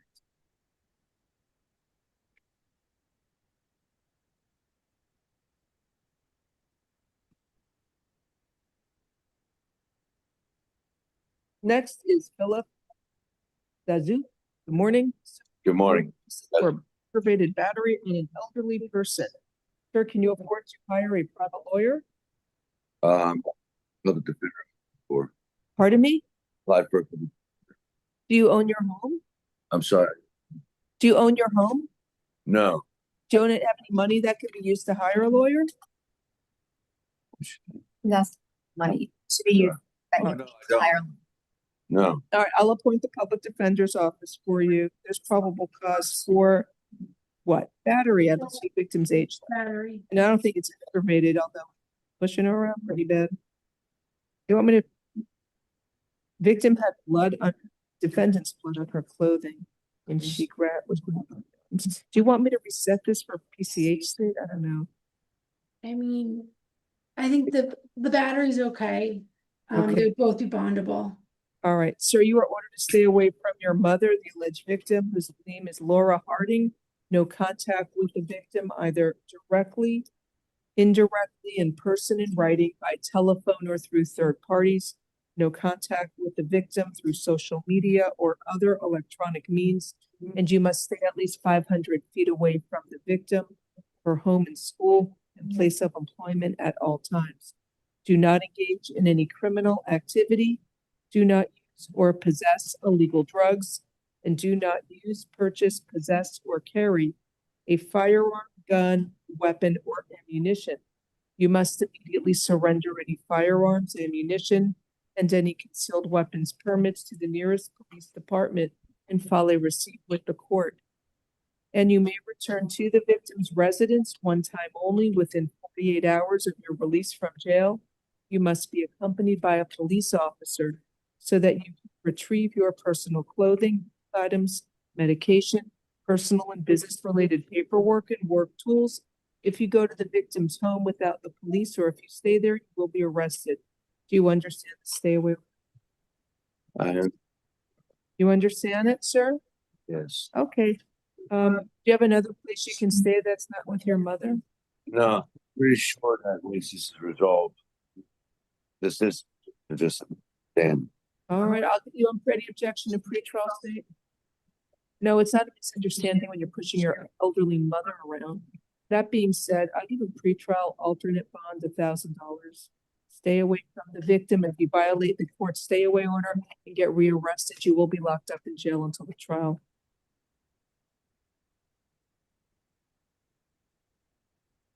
Next, Ernest Smith. Page 8. Good morning, Mr. Smith. You were arrested for written threats to kill or do bodily injury. I will appoint the public defender's office for you. So if they don't live together, no children, they get a domestic, it should be non-domestic. So I need non-domestic stay away order.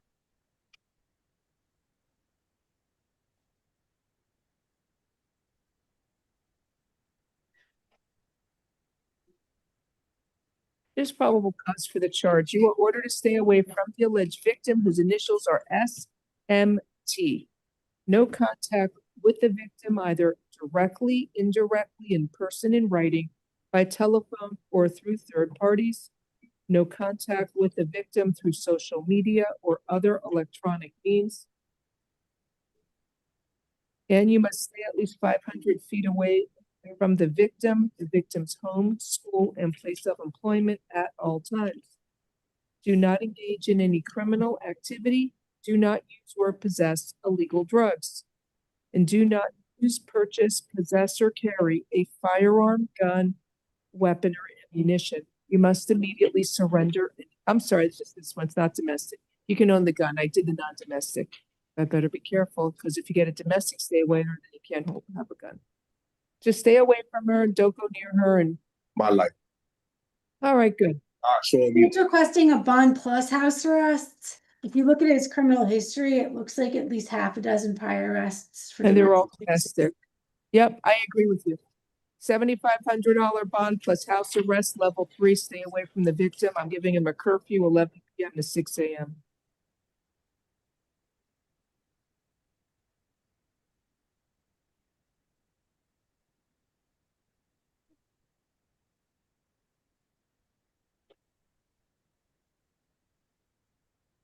There's a lot of notes from this year. That's why I think the house arrest is important.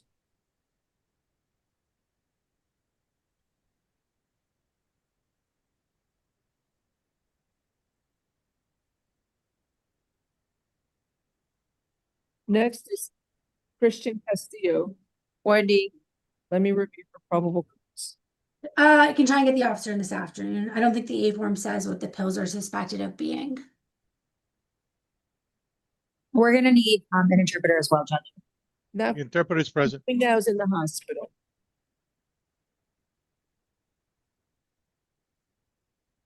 So for count 1, that we have to reset it for probable cause. There's probable cause for count 2. I think they charged per pill. Cargo uno tiene que refijar para motivo fundado, cargo dolo hay. This is not the case. This gentleman I'm doing now is in the hospital. The one Oh. standing here is not his case. Thank you, Your Honor. Sorry. No, I know, you know.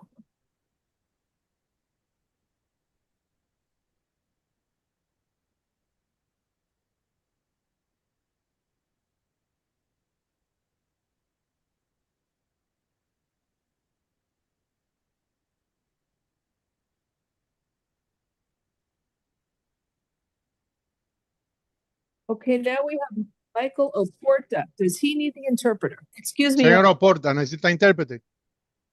Yes, corrections? Sí. There's no hold. He can bond down if he needs to, right? Right, there's no hold. He wants to. Thank you.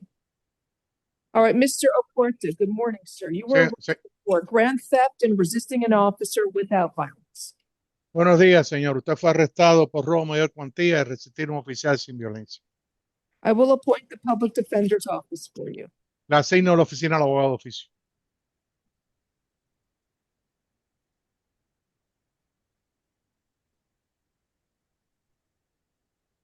So there's probable cause for grand theft. It's alleged she's stealing shoes from the store valued at over $790. Muy bien, motivo fundado para el robo de cuantía. Se alega que está robando zapatos de una tienda con un valor de $790. This case is from October 18th. Este caso, octubre 18. You are ordered to stay away from the WSS shoe store at 999 Southwest 12th Avenue in Miami, Florida. Tenemos ordenado mantenerse alejado de la tienda de zapatos de WSS, que está ubicada en el 999 Southwest 12 Avenida, Miami, Florida. You're not allowed to go to that store. You must stay away from there, sir. No es permitido ir a esa tienda. Tienen que mantenerse alejado de ahí, señor. Okay, so count one is I don't know. State, what do you want? Is yellow? Requesting a bond. The defendant's got open misdemeanors. Do that. I'm setting a bond. $2,500 bond. 2,500 de fianza. Count two. Oh, count two. Resisting an officer without violence is $500.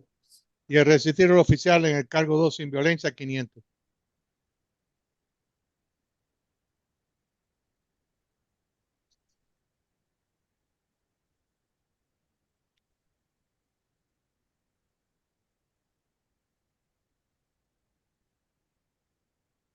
Next is Michael Dugan's, page 9. By the way, if there's any bondsmen and I'm hearing your case, please raise your hand so I know it. You're here. I don't always see it on Zoom.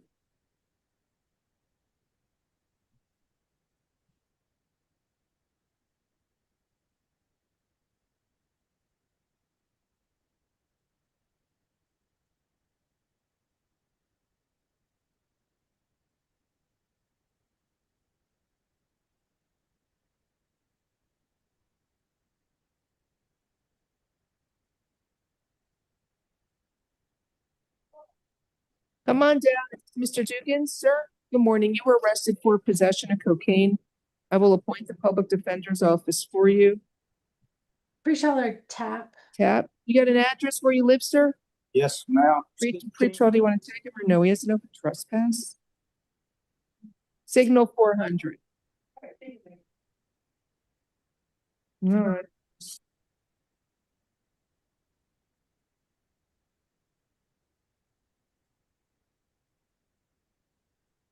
I'll give him tap alternate bond. It will be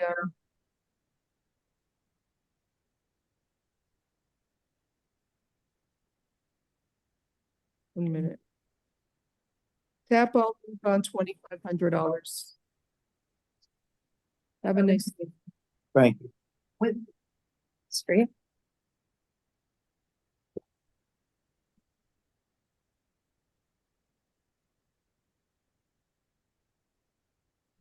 Next is Leonardo Gario Galvaria. Or Garriga Varela, excuse me. I'm so sorry. Good morning, sir. Do you speak English? ¿Habla inglés, señor? No. Sir, you were No. arrested for false imprisonment, robbery by sudden snatching. Usted, señor, fue arrestado por encarcelamiento falso y robo por de repentinamente arrebatarlo. Criminal mischief over $1,000 and battery. Destrucción de propiedad ajena de más de $1,000 y agresión física. It's also a case from June 2nd of 2025. Junio 2 del 2025. I will appoint the public defender's office for you. La asigno al abogado de oficio.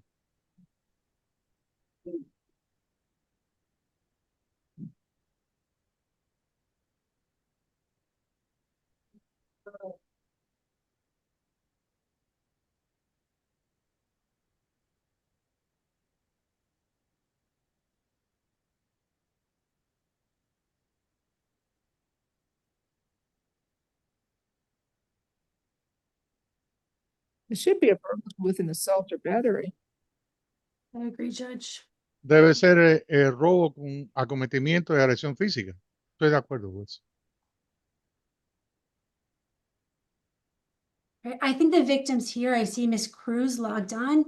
Ma'am, if you want to talk to the judge, let us know. Raise your hand, write something in the chat. Creo que la víctima se encuentra aquí. Veo a la señora Cruz. Si quiere decir algo al juez, levante la mano y ponga algo en el chat.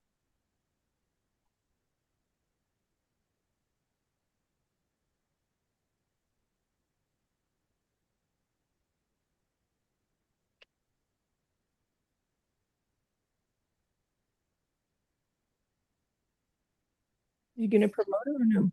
I don't know if she wants to say anything. She raised Okay, her. she raised her hand. I see now, Judge. I'll promote her.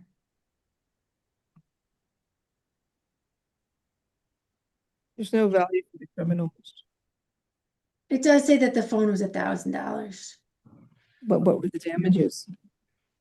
She wants the store to get a new one, so it doesn't look like it can be fixed, but I'm not sure, Judge. Hola. Hello. Can Hello. you put your video on? ¿Puede encender el video, señora, por favor? Sí. Yes. Hello, good morning. Please raise your right hand to be sworn.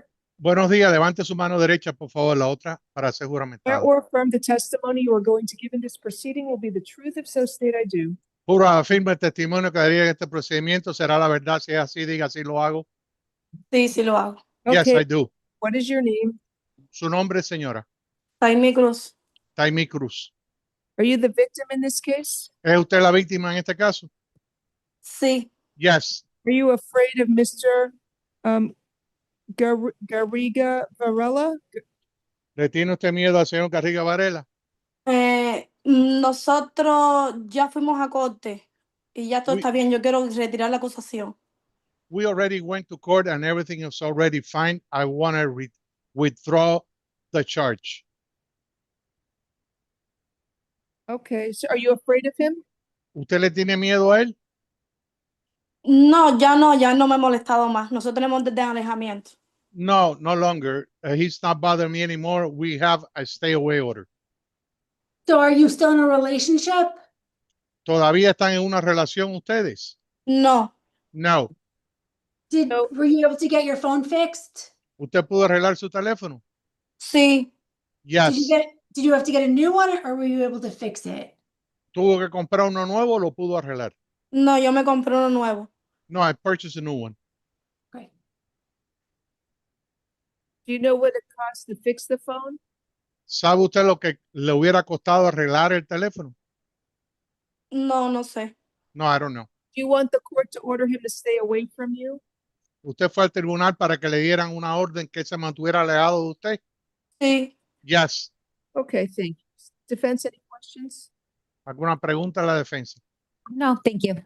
No, Yeah, gracias. all right, I'll find probable cause for the charges and I'll set a bond. Motivo fundado para los cargos y fijo una fianza. First, though, I'm entering a stay away order from the alleged victim, Tammy Cruz. Primero que nada, emitiendo una orden de alejamiento de nuevo a favor de Taimi Cruz. No contact with the victim either directly, indirectly, in person, in writing, by telephone, or through third parties. No contacto con la víctima, sea directo, en persona, por escrito, teléfono, terceras personas. No contact with the victim through social media or other electronic means. No contacto con la víctima a través de las redes sociales, otros medios electrónicos. And you must stay at least 500 feet away from the victim, her home and school and place of employment at all times. Y tiene que mantener su mínimo de 500 pies de la víctima, la casa, el sitio de empleo todo el tiempo, la escuela. Do not engage in any criminal activity. Do not use or possess illegal drugs. No se involucre en ninguna actividad penal, ni use ni posee drogas ilegales. And do not use, purchase, possess, or carry a firearm, gun, weapon, or ammunition. No use, compre o porte ninguna arma de fuego ni municiones. You must immediately surrender any firearms, ammunition, and any concealed weapons permits to the nearest police department and file a receipt with the court. Tiene que inmediatamente entregar cualquier arma de fuego, municiones y permiso para portar arma escondida a la jefatura más cercana y presentar el recibo al tribunal. Do you understand the stay away order, sir? ¿Entiende usted la orden de alejamiento, señor? Yes, again. Señor. Okay, thank you. Yes. All right, so I'll set a bond. Count one, false imprisonment will be $1,000. Fijo, fianza, encarcelamiento falso, cargo $1,000. Count two, robbery by sudden snatching is $2,500 bond. El cargo 2, robo por repentinamente arrebatar, es $2,500. Count three, there's no value for the damage to the phone, it's $150. El cargo 3, no hay valor al daño al teléfono, son $150 de Count fianza. four, battery is $1,000. Y cargo 4, agresión física, $1,000. All right, that's it. Have a good day. Thank you for coming in, man. Eso es todo. Tenga buen día. Gracias por haber venido, señora. Next is Evan Ramirez.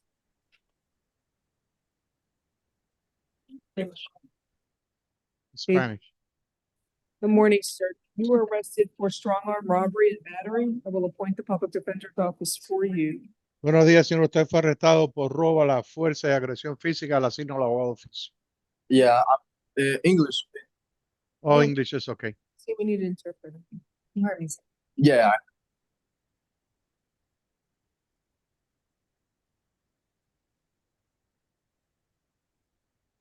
So this is from October 18th.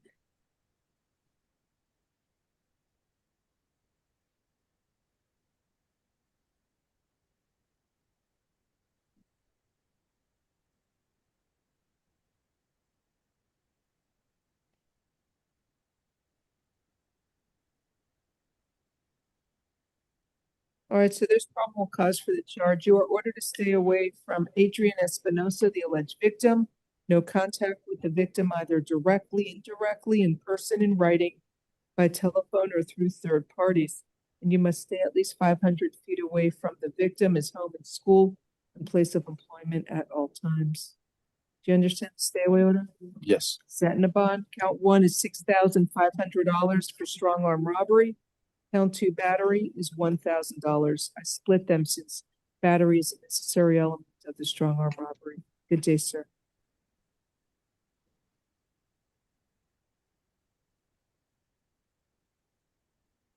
Next is William Davis. He Page for 10. immigration. Thank you. Good morning, Mr. Davis. Do you speak English, sir? ¿Habla inglés, señor?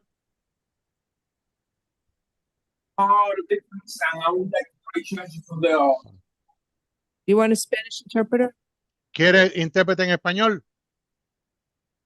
No interpreter. We're All right. So you All were arrested for petty theft, 2 or more convictions, and criminal mischief. I will appoint the public defender's office for you.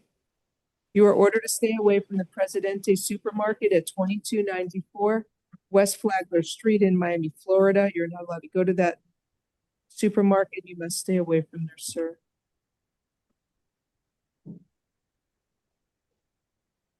So let's.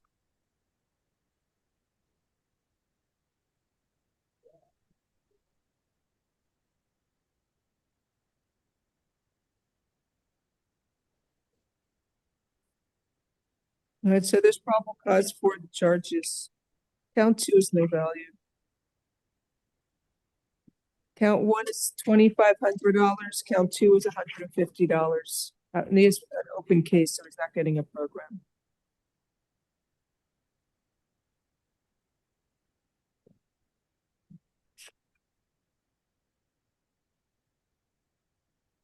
And you said he has an immigration hold? Yes, Your Honor. Thank you.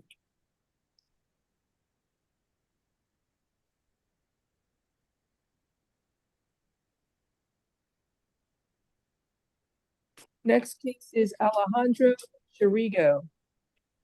Page 10.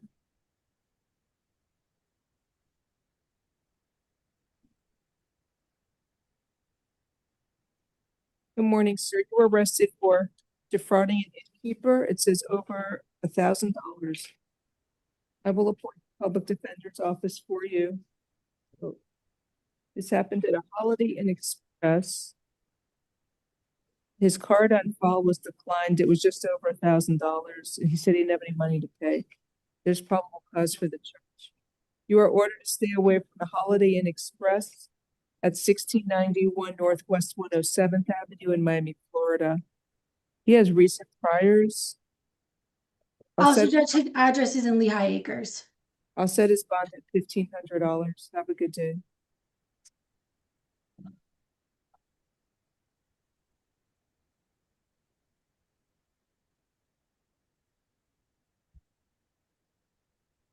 Next is Lazaro Alazo Martinez, page 11.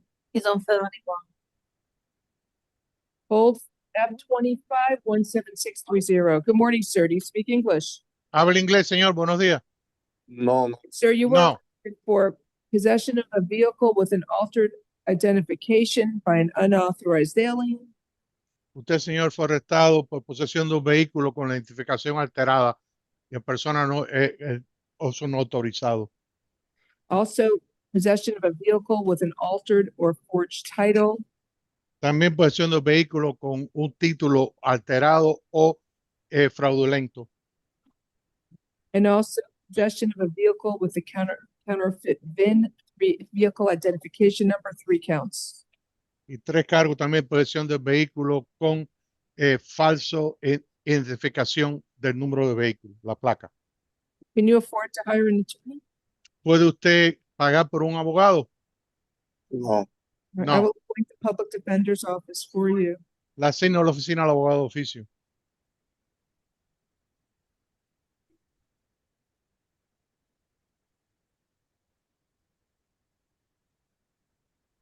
So there's probable cause for everything. What bond do you want me to state? He has a whole. Motivo fundado para todo. ¿Qué fianza quiere, fiscalía? There's no about an unauthorized alien. Looks like he's not a citizen, but I don't think he's in. I don't know whether or not he's here legally or not. So I'm okay, Judge. Sorry, Mr. Interpreter. No, that's all right. No sabe si está aquí legalmente o no. So maybe 2,500 1 and 2. So that's a reduction on count 1. Then maybe $1,000 on the rest. Okay. 2.500 quizás en 1 y 2 y 1,000 en el resto. So counts 1 and 2 will be $2,500 for each of those. Cargos 1 y 2, 2.500 por cada uno de ellos. And counts 3, 4, and 5 are $1,000 bond each. Y cargo 3, 4 y 5, $1,000 cada uno. Have a nice day. You'll see your judge tomorrow. Buen día, verá su juez mañana.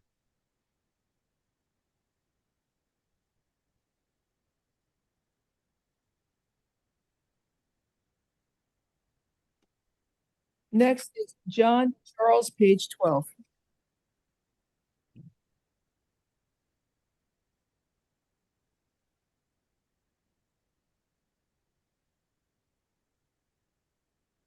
Good morning, Mr. Charles.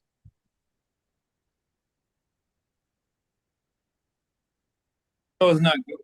So you were arrested for possession of cocaine and attempted tampering with evidence. I will appoint the public defender's office for you. Judge, my issue is that it was 9 rocks. 9 crack rocks, each weighing a gram each. It's a little bit more than personal use. So we're requesting a bond, but not intent, Judge, just the bond for possession. No, I mean, he's eligible for pretrial. But he's got a lot of cocaines. He what? It's not a de minimis amount. I'm still giving him pretrial. Pretrial services alternate bond, $2,500 count 1 and $1,000 count 2. Have a good day.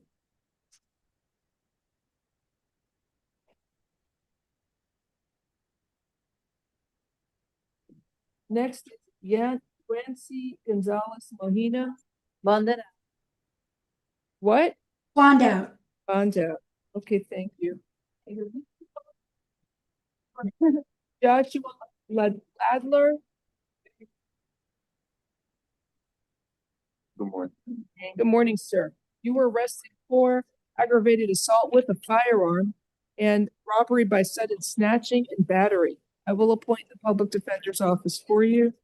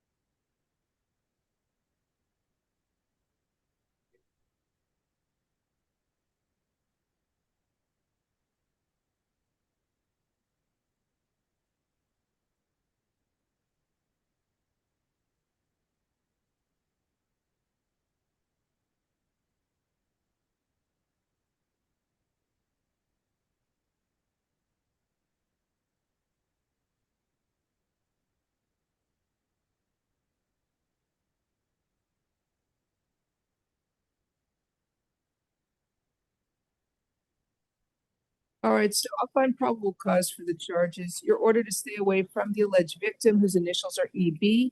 No contact with the victim either directly, indirectly, in person, in writing, by telephone, or through third parties. No contact with the victim through social media or other electronic means. And you must stay at least 500 feet away from the victim, her home and school, and place of employment at all times. Do not engage in any criminal activity. Do not use or possess illegal drugs. And do not use, purchase, possess, or carry a firearm, gun, weapon, or ammunition. You must immediately surrender any firearms, ammunition, and any concealed weapons permits to the nearest police department and file a receipt with the court. Do you understand the stay away order, sir? Okay. Well, I'm setting a bond. Would Count, you want to add house arrest? Your Honor, he has no priors. he has no priors. I agree with you. Thank Count you. one, aggravated assault with a firearm is $5,000 bonds. Count two, the robbery by sudden snatching. I think he snatched a stick from her. I'll set that at $1,000, and count three, battery is $1,000 bond. Stay away from the victim. If you violate the court stay away order and get rearrested, you'll be locked up in jail until your trial. Have a good day. No, count. Yeah. Oh, he should have been charged with domestic battery. She choked. But It right, didn't- I don't think it said the airway was obstructed. All right. Okay. Judge, it says violent. It does involve a gun. Well, that's why he's given a monetary bond. He has no priors. And it occurred at his house, not her house. He wasn't chasing her down.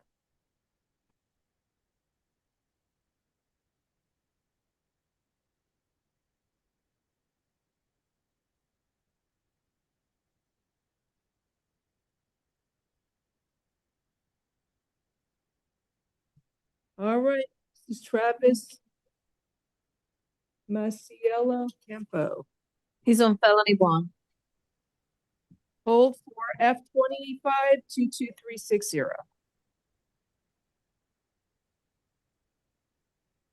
Hi. Morning, sir. You were arrested for two cases. One of them is possession of cocaine. The other is battery on a law enforcement officer and resisting an officer without violence. I will appoint the public defender's office for you. So there's probable cause for possession of cocaine. That's $1,000 bond. He has to hold for F-25-22360. Let me read the other case.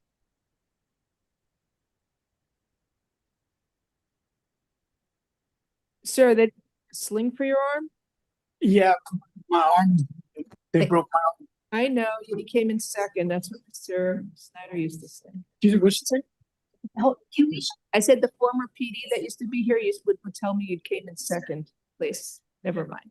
Where's the sling? You do have a sling. They haven't put it. I haven't slept or anything good. I'll send you to the clinic when you leave here. Okay? Yeah, they're gonna send you to the clinic. So I'm okay.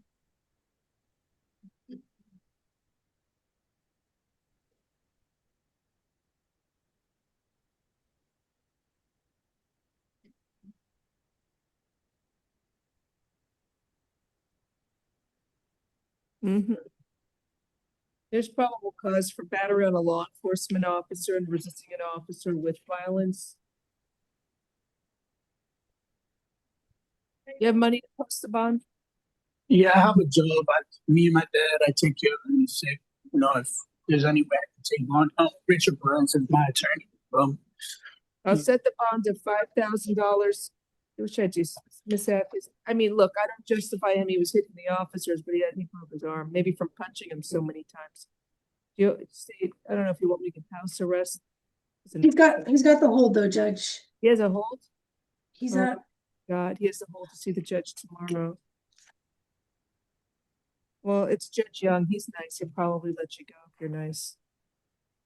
And behave in court. I'll do 5,000 count one and 1,000 count two. Corrections, can you please refer him to the clinic? Yes, yeah.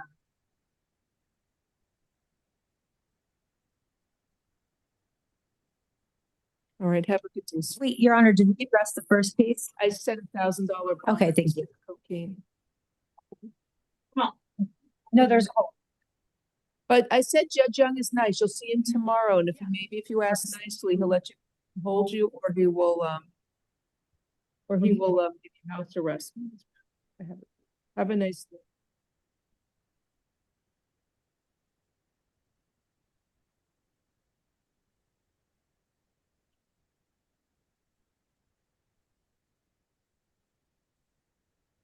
Next on page 13, Stephen Brett Howard.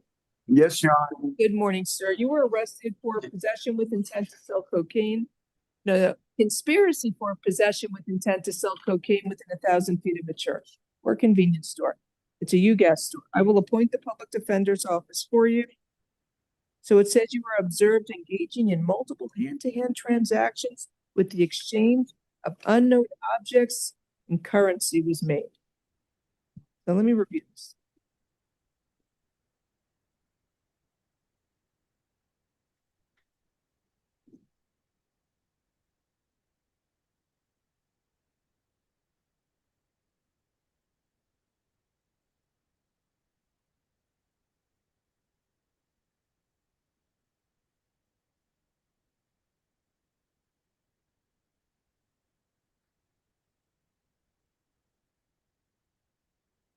I mean, I think there's enough for probable cause. They saw him engaging in hand-to-hand transactions.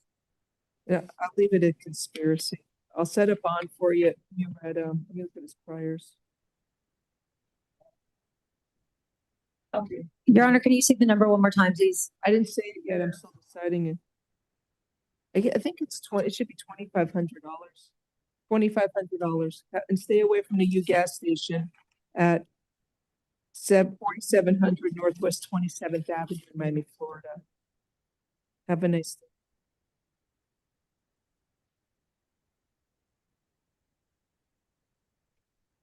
Okay, next case is Marcelo Navarro, page 13. He refused, Your Honor.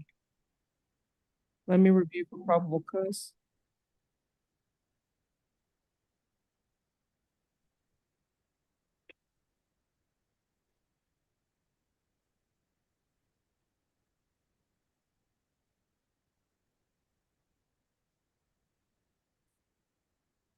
All right, I'll find probable cause for the charges. We set it for the afternoon.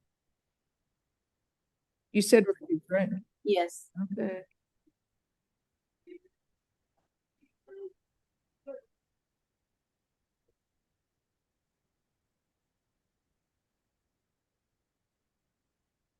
Next is Max Lerner. Good morning. What happened to Max Lerner? Did he bond out? Is here? Bonded out. Bond out? Yes. Okay. Bond out. Next, Mark Prasad. He's a violent felony offender special concern. He has a fugitive hold from Broward, no bond. Good morning, sir. You were arrested for robbery by sudden snatching, battery by strangulation, and false imprisonment. I will appoint the public defender's office for you.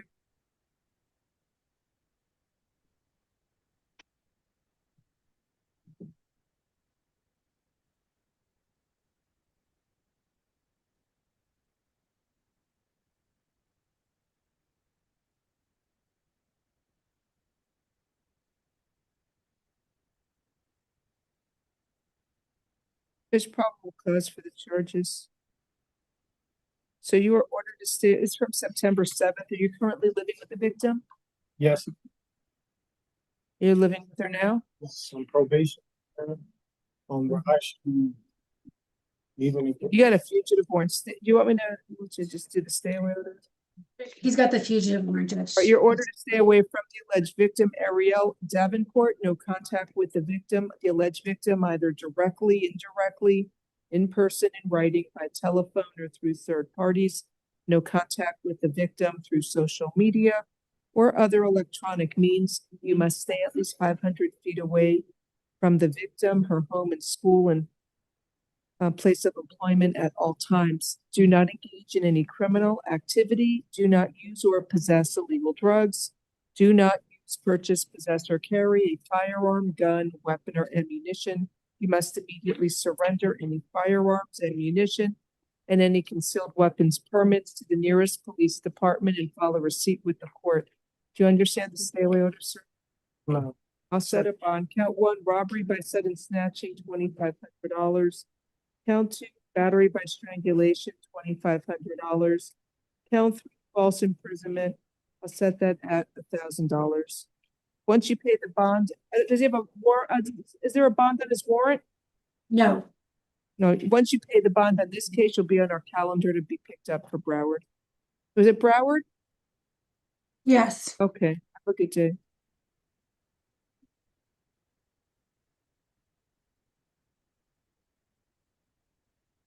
Next, Stefan Terry. Page 15. Good morning, sir. You were arrested for grand theft and fraudulent use of a credit card. I will appoint the public defender's office for you.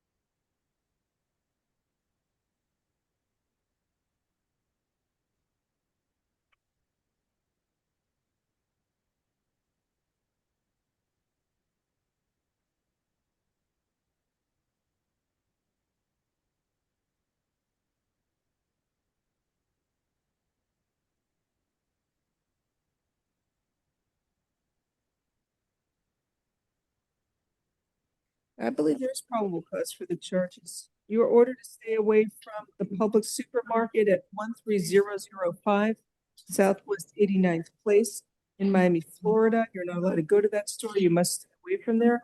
Do you want to stay away from the victim whose card he was using? We just need, I don't think he knows them, Judge. All right. What do you want me to do? Give him, State's requesting a bond. The defendants got an arrest out of Monroe County earlier this year. what'd you say is an arrest? He has an arrest out of Monroe County earlier this year. For what?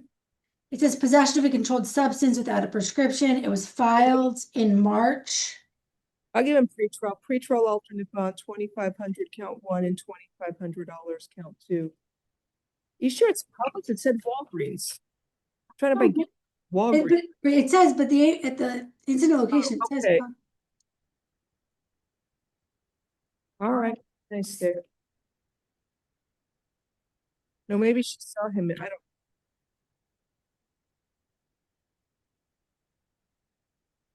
Next, Travis Dye, page 15.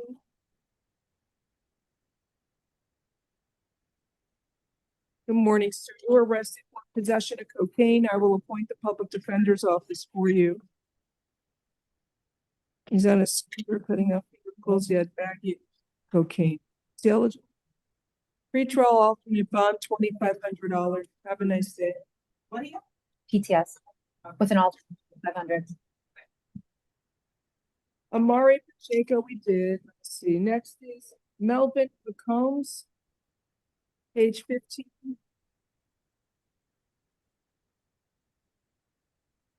Good morning, sir. You were arrested for aggravated assault with a deadly weapon. I will appoint the public defender's office for you. I think maybe it's an attempted burglary.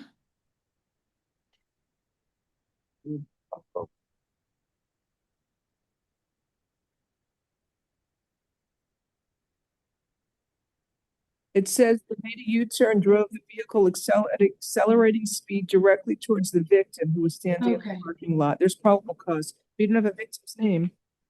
I don't. There's probable cause for the charge. $5,000 bond. Stay away from the store at 9720 Southwest 168th Street, Miami, Florida. Have a nice day.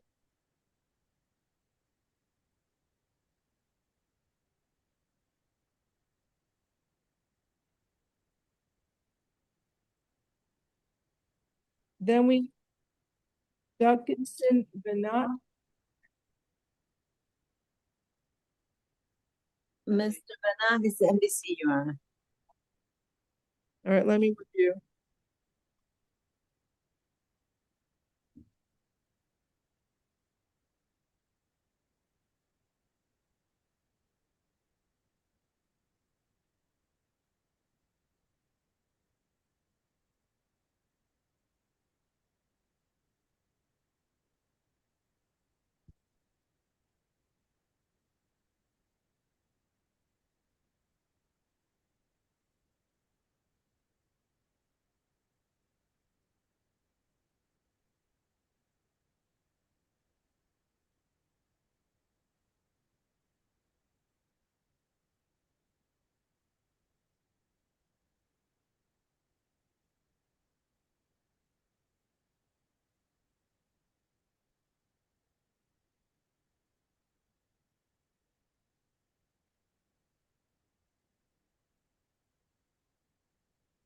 I'll find probable cause, reset it for the afternoon. Is there anything else before the court?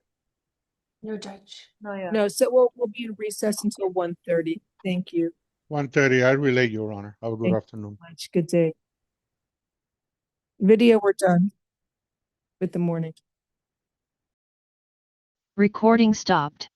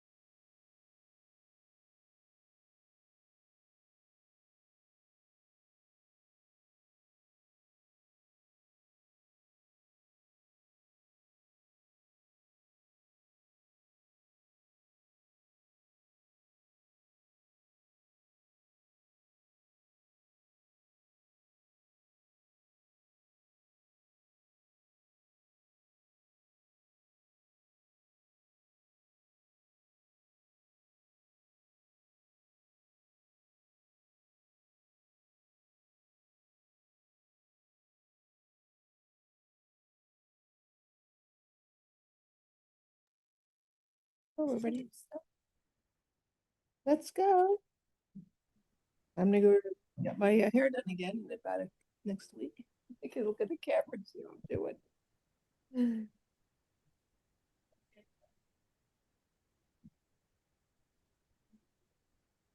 So we need all videos.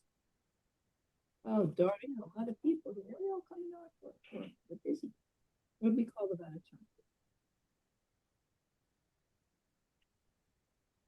We need something. Paul Hoyers. What page he's on?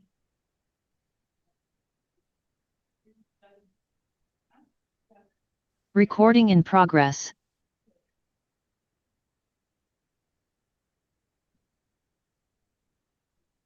Page 7, officer, detective. Attorney.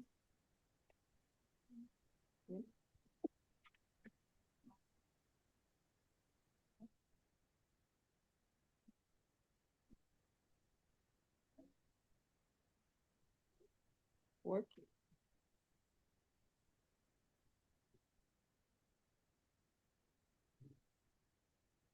Okay, what else? That's it. One out of turn, unless corrections has anybody. We don't have anybody on. Hello, good afternoon. Welcome to Felony First Appearance Hearings. I am Judge Mindy GLAZER. I will be presiding today. Wait, we got it on recording now. The video for first appearance hearings has been played to all defendants. I need everyone to please stand up, raise your right hand to be sworn in by our clerk. Pónganse todos de pie y levanten su mano derecha para ser juramentados.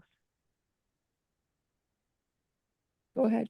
Do you swear and affirm that the testimony you are about to give will be the truth, the whole truth, and nothing but the truth? Say I do. Juran todos, afirman que el testimonio que están a punto de ofrecer será la verdad, solo la verdad y nada más que la verdad. Digan, lo juro. All right, thank you. Please be seated. Gracias, tomen Interpreter, asiento. can you please raise your right hand to be sworn in by our clerk? Do you swear that you will well and faithfully interpret from English to Spanish, Spanish to English, the questions asked and the answers given to the best of your ability, and that you have such ability? I do, Olivia Bruce, certified court interpreter. Thank you. If there's anybody here for a case on Zoom, please type the defendant's name in the chat room. Si hay alguien aquí presente que quiere se le escuche un caso, por favor escriban en Zoom, en el chat, el nombre del acusado. Thank you. Let's get started. Can the attorneys announce state? Yes, I act on behalf of the state. Thank you. Good afternoon. Sydney Goss on behalf of the defense. Good afternoon. Good afternoon. We get started. Corrections, when you have a chance, can you get Mr. Paul Hoyos? He has a detective and a private lawyer, okay? Yes, Your Honor. Thank you. So is this page 1, Russia East Lawrence? Good afternoon, ma'am. You were arrested for aggravated assault with a firearm and improper exhibition of a weapon or firearm. I will appoint the public defender's office for you. So let me review.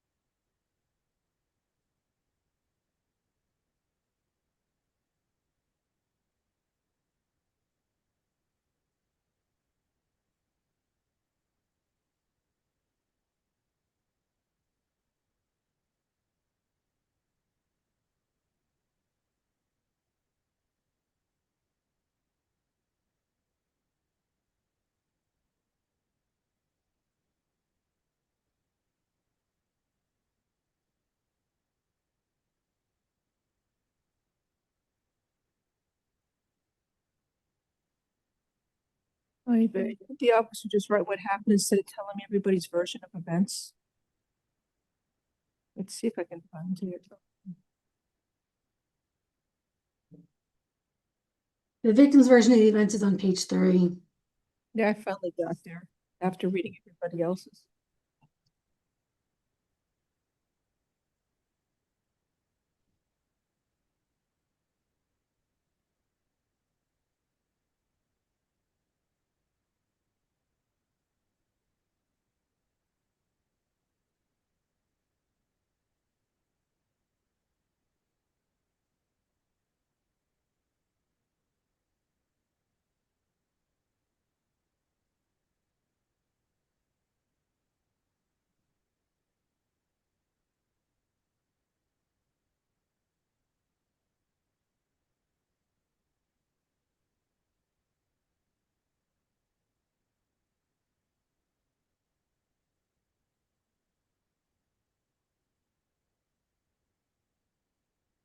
Okay, so basically there's a struggle over the firearm and the victim is shot. That's after she gets the firearm.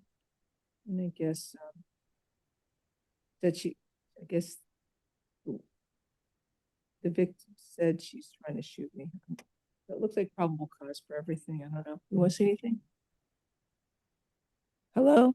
You're the lawyer. You want to say anything? We can barely hear you over here, Judge. I said there's probable cause for the charge. They're struggling over a gun. Yeah. She pulled out a gun and the victim grabbed it. I guess is struggling with her to get the gun. She shoots the victim. There's probable cause.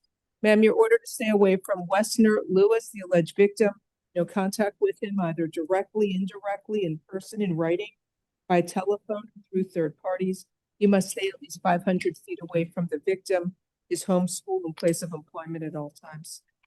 Okay, so do you have money to post the bond, ma'am? Do you money to post? I have contact with somebody. I don't know your contact, everything. But you have money. It's 5,000 count 1, $500 count 2. All right. Good luck to you. Have a good day. Correction, have the one out of turn for. Yes. Hoyos, yes. Jay, okay. Detective, you want to raise your hand so I can promote you? Good afternoon, Mr. Hoyos. Come on down. Sir, you were arrested for 4 cases. They are ones from December 2023, December 31st, burglary to an occupied structure, criminal mischief. Hello. All right, you're charged of 4 cases, burglary to an unoccupied structure, criminal mischief over $1,000, trespass to a construction site, and another case from January 20th, criminal mischief over $1,000. And on February 11th of 2023 is aggravated assault with a deadly weapon. And then December 10th of 2023, burglary to an unoccupied structure, trespass to a construction site, criminal mischief over $1,000, doing business without a license. Good morning, Your Honor. Allison Frieden on behalf of Mr. Hoyos. It is a pleasure to see you and Ms. F. It's like the olden days. I'm dusting off my legal hat exclusively when I see grave injustices before the court. And so I am here representing Mr. Hoyos in this matter. Essentially what Your Honor I want to take each case at a time. Well, we will, but before you get started, I have a detective here as well, or an officer. Or what is your name, please, officer? Detective Sandoval, City of Miami Police. All right, I need to swear you in, sir. Raise your right hand. Do you swear or affirm the testimony you are going to give in this proceeding will be the truth? If so, state I do. I swear, I do. Thank you. All right. So, I gotta read it. I guess we'll start case by case. The first case, which I didn't finish reading, F2523531, for a charge of burglary. It's from December 10th, burglary to an unoccupied structure, trespass at the construction site, criminal mischief, and doing business without a license. You can start there. Detective, what did you want to say before we get started? We'll go start there. At this time, I just wanted, I mostly wanted to preside over the bond hearing to see if anything was said. I mean, I think there's probable cause. I'd like to hear Ms. Frieden's argument and perhaps the detective can respond. Sure. First and foremost, Your Honor, this is an alleged criminal mischief to a building that no longer exists and was slated for demolition. Also, the date of the A form says that the officer saw the graffiti on the 23rd. However, there's nothing to indicate that this actually took place even within the statute of limitations within the four corners of the A form. So he saw the graffiti on the 23rd. It's ridiculous to say that the defendant's cell phone was in this area. This is the big Vitas building downtown that had over 1,500 tags all over it from top to bottom. It's absurd that he's claiming that there's $10,000 of paint damage done by this client when Paso is a common name written throughout the city. It's a slang Spanish name that has no nexus to this individual.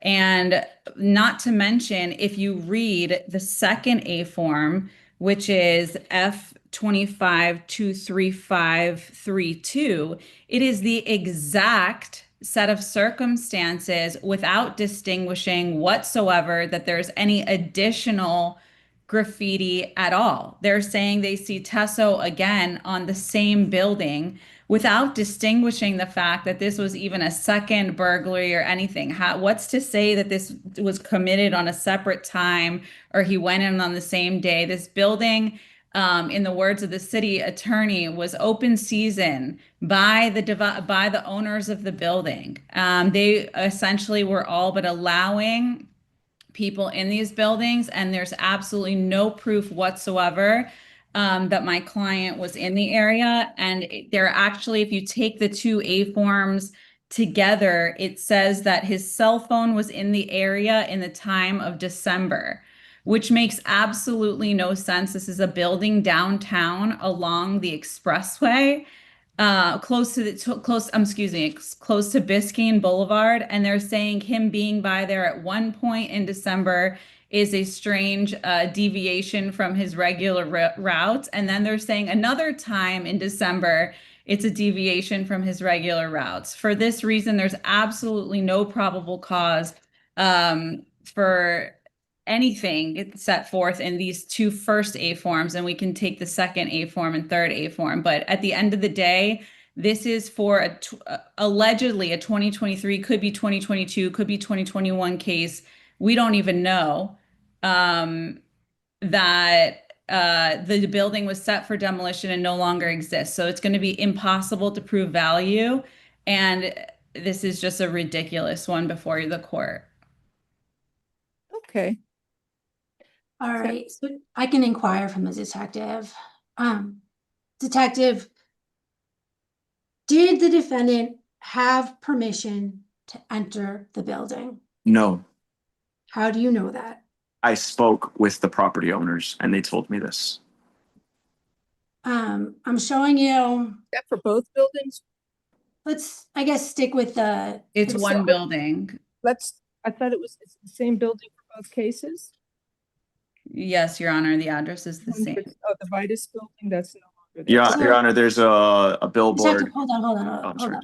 Is this it? Is this the building? The old building. Yes, ma'am. Okay, so here, this is, and there's, I mean, as you can see, there's what, a gate around it? Yes, they had So- to put that to stop people from going in. Somebody owns it? It's privately owned?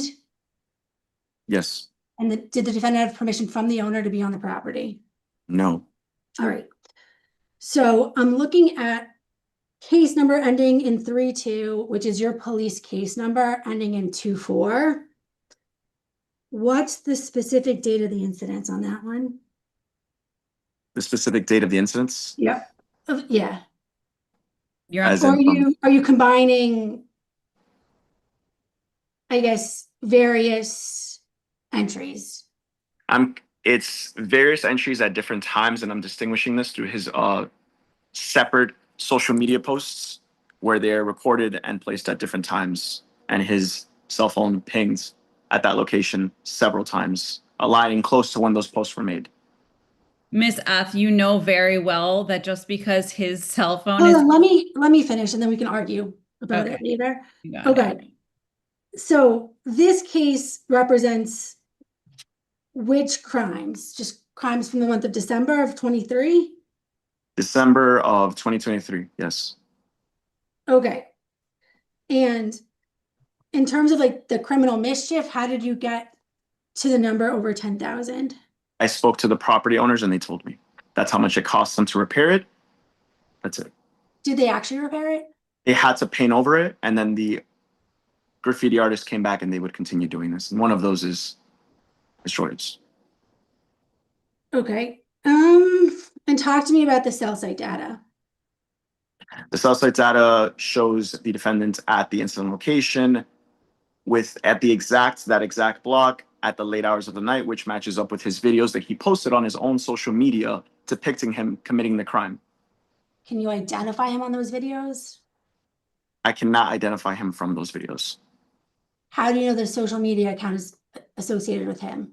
I have executed search warrants into his social media account. The defendant even speaks about that he's been doing this longer than the Vitus building in his own conversations. And there are other conversations I have read where people refer to the defendant and what he does. And how specific is the cell site data? Like, is it a block, 2 blocks? Can you tell how long he's been in a certain place? Like, what can you gather from the cell site information? That exact, like, 4 corners of that little block, from like Biscayne Boulevard to the next avenue, from the street to the next street, it's that exact block and during the late hours of the night. Can you tell how long he was there? It says he's there for several hours. Okay. All right, Judge. So I was just addressing the case ending in 3-2, and it's the state's position that there is probable cause in that there's cell site data putting the defendant on the scene. The defendant clearly had no permission to be at that location. According to the victim, the damage was over $1,000, and Your Honor saw a picture of the building. It was clearly fenced. So I think there's PC, and there's also all the internet, the Instagram, the fact that he's Your Honor, associated with may this I please? name. Sure, go for it. May I please present a photo? I appreciate No, that. do you have any, listen, you need to ask questions. Do you have any questions for Officer Sandoval? Officer Sandoval, you never have seen Mr. Hoyos before? I can't say that for sure. And you know that there are several people that write Paso, is that correct? There are several, that is not information. I'm aware that Mr. Hoyos writes Paso, yes. Are you aware that there are many sites, you could agree with me that there's many sites on the internet that post all sorts of graffiti? Yes, it's also important to know that a tag in the graffiti world is unique to the tagger. In this case, it serves as their distinguished signature, one that Mr. Hoyos is very proud of. So there might be different ones, but there's one specific one that through my experience investigating this case over a period of 6 months, I know his tag. Your Honor, may I have permission to share on the court my screen? Why? It's a picture of the building that completely contradicts Mrs. F's version of what the building looks like. Yeah, sure. Listen, this is a probable cause hearing. They have the burden to prove probable cause. It's not. There's no probable cause here that this is the defendant just simply because he's downtown, and there's no probable cause. It's not, Miss Frieden. I don't know how long it's been since you left the state, but you don't interrupt and argue with the court. I apologize, Your Honor. Make your motion or your request. I have no problem allowing you to screen share. Do your thing to screen share.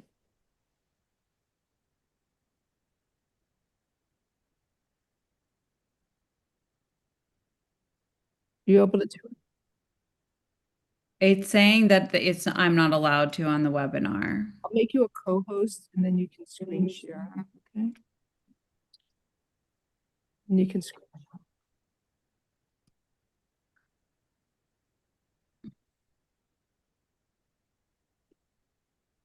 And so, Your Honor, if Your Honor is finding probable cause, I'm just asking for a significantly reduced bond in the case, seeing as the building that the officer is alleging that Mr. Hoyos entered into was an abandoned building set for demolition. The fact that they're claiming this was over $10,000 worth of damage, to me, throws the entire validity of this witness's testimony into, serious questioning. What do you think And with so I'm just asking for a significantly reduced bond here in the first case. What's the point of showing me this photo? Showing you the photo that it's impossible to vandalize garbage. Like, there's no criminal mischief if the thing is getting knocked down and thrown away. Like, it was all disregarded. Like, the building was set for demolition. It's not like he went to Saks Fifth Avenue, Judge, and spray painted the windows. All right, one man's trash is another's treasure. That meaning they still owned it and were responsible for maintaining it until it was sold to be demolished. Your Honor, I've spoken with the owners of the building who were actually excited about this graffiti at the time. I remember driving by it. It was tagged. It was in terrible disrepair. So I know where it is and what you're talking about. So you gave me a stay away order from this building. Has it been knocked down? I should know. I drove this down there yesterday. I don't, Detective, what's the current state of the building? The building something else there now? Still being demolished. The picture that I sent, that I had previously shared, was taken this morning. Oh, okay. Sir, you're ordered to stay away from the Vitus building at 100 South Biscayne Boulevard in Miami, Florida. You're not allowed to go to that location. You must stay away from there. Do you understand? Sure. So, Ms. Martinez, do you have any other questions for Detective Sandoval? Officer Sandoval, why are you alleging here that he's doing business without a license? It doesn't say anything about the defendant conducting any type of business activities here. The defendant's conversations. Can you be a little bit more specific than that? Because there's absolutely nothing in the A form to indicate that he's doing any business. There is one arrest form where the charge is listed. And in investigating this case, I discovered that the defendant runs an illegal store that does not exist, that he does not have the proper licenses for, where he processes transactions for people to come and pick up items that he's selling. Where business at 1841? Yes, doesn't exist. And I've done a business check. He's not allowed to run it. Well, he doesn't have any permits to run any business, and that business doesn't exist. Your Honor, Dadewear is a fully functioning, excellent clothing company owned by a dear friend of mine. Mr. Hoyos has nothing to do with this, and this is a fully functioning, well-known clothing company in Miami. And there's no allegations within the four corners. It's on page 2 of the case ending in 3-1. There's no allegations whatsoever that he's doing any business without a license. Like, this is just so far reaching in every direction. It says it right here on it says additional investigation revealed defendants operating an illegal business. What's the business? What is he doing? How is he transacting business? It says that he's operating a business, but like, there's absolutely nothing that says that there's business going on. This is a burglary A form. This has nothing to do with anything else other than that. Like, is this on the same date of December 10th, he's operating business without a license? Right. I understand. Her argument is why is that doing business without a license included with this arrest affidavit for his charge of burglary, trespass, and criminal mischief?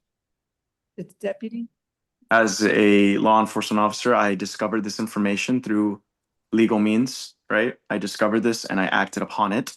And also the defendant uses his name, his title, what he does to get people to come and buy that merch that he's not allowed to sell. Does it relate back to the same date this burglary occurred? No, it's just throughout the several months of this year that I've reviewed several conversations. Of any merch. This is a whole new case, Judge, that I have no idea what the detective is talking about because it's nowhere contained in this report. Well, it is. There's probable cause for that charge based on what he said, but should it have been written on a separate arrest affidavit? Maybe. No, but there's no merch. Like there's nothing, I haven't heard of one transaction. He has enough here saying he's operating in a business, and it said the business doesn't exist, and he doesn't have documentation to run this fictitious business. It's a little bizarre. This is a crazy one. Oh, that's the least of his worries. I know. Anyway, set a bond. So the building's being demolished, but it sounds like the building owners had to pay out money to clean up the graffiti. Okay. Does he have priors state? I don't know where the priors are. What happened? So just what you see on his locals. It's detective Which isn't graffiti and graffiti art and tagging buildings at night. Your Honor. Is Mr. Hoyos still involved with tagging buildings or signs at night? At this time, there's still an ongoing investigation, still even now. Your Honor, this is from 2023. The defendant hasn't been arrested since. He got arrested coming back from vacation.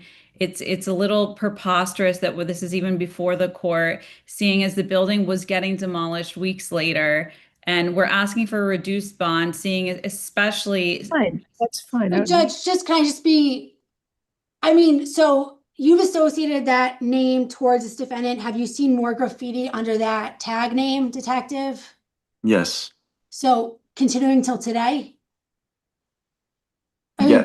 But he has no idea when it was painted, which is the same problem that they're going to have in this one. Fine, I'm going to set a bond. But Judge, the state's also requesting house arrest with a curfew. It can be level 3. I agree with you. Okay. I'll do $1,000 count 1 for burglary. Which case? F25 23531. $1,000 count 1. Count 2, the trespass at the construction site. What do you want me to set that at, Miss F? $1,000 as well. How much? $1,000 as well. Dollars count 2. Count 3, criminal mischief. There is probable cause for the charge. I understand they demolished the building or in the process of doing it, but they still, detective testified they had to paint it over. I'll set that at $1,000 bond as well. Count 4 is doing business without a license. That's a violation of an ordinance. State, what do you want in that? Your Honor, this would be an ROR. It's a city ordinance. Okay. Right, it's an M2 standard bond is I think 150. Which one? The ordinance violation is a 2nd-degree misdemeanor. It's charged as a county ordinance violation. Can you agree to an ROR on this, state? That's all right. I give an ROR. I'm okay with that. Can't do business without a license. Also, it's going to be plus house arrest with a GPS monitor. Level 3 house arrest with a curfew, 11 p.m. to 6 a.m. Actually, do you really want the curfew? This is from 2023. And if you So it seems like it's ongoing, Judge, and this detective's been investigating this. It's not ongoing. It ended in 2023. Oh, he says he's still tagging buildings. So, I mean, there's no proof that he is tagging anything, Judge. This is a commonly written name. This is extremely common. I understand. You said it, and the detective says he knows that the detective says he's not aware of Mr. Hoyos doing anything outside of this, or I guarantee you this detective would have arrested him for it last night. I don't think that GPS is he's getting a monitor. I don't have to do a curfew. He's getting a monitor because that will know his exact locations everywhere. And if he's doing tagging, they'll be able to find him. Thank you, Your Honor. Plus house arrest is level 3, so he can move around town and stay away from that property. Let's go to the next one. Your Honor, the next one is the exact same building. Right. And so I would ask Your Honor to ROR him on the criminal mischief, seeing as he already is being charged with the $10,000 worth of criminal mischief on the same property in the other A form. Okay, detective, did they have to pay again? Paint over it? Yes, Your Honor. And so does this case represent different dates or a different incident? Different incidents, different times that he was there. And are there specific like places where you can confirm that there was one tag on one day that was not there on the second day? Yes. And can you describe what floor the first one was on and the one Okay, I already found probable cause. You want to take a deposition, you can do it. I also would like to add that as working the road regularly, I actually observed these tags back during those times, so I can confirm they were there at different dates. That's just the extra touch on top of that. All right, Your Honor. Well, we're just asking for an ROR on count 2 of the second. I already lowered it. He's gonna get a lower bond. I'll do the same thing. Count 1 burglary is $1,000. Count 2 criminal mischief is $1,000. Count 3 trespass at the construction site is $1,000. Plus house arrest level 3. That was case number ending in 3-2, Your Honor, 1,000 each. 3-2, yeah, 1,000 each. Plus house arrest level 3. No curfew. Let's see.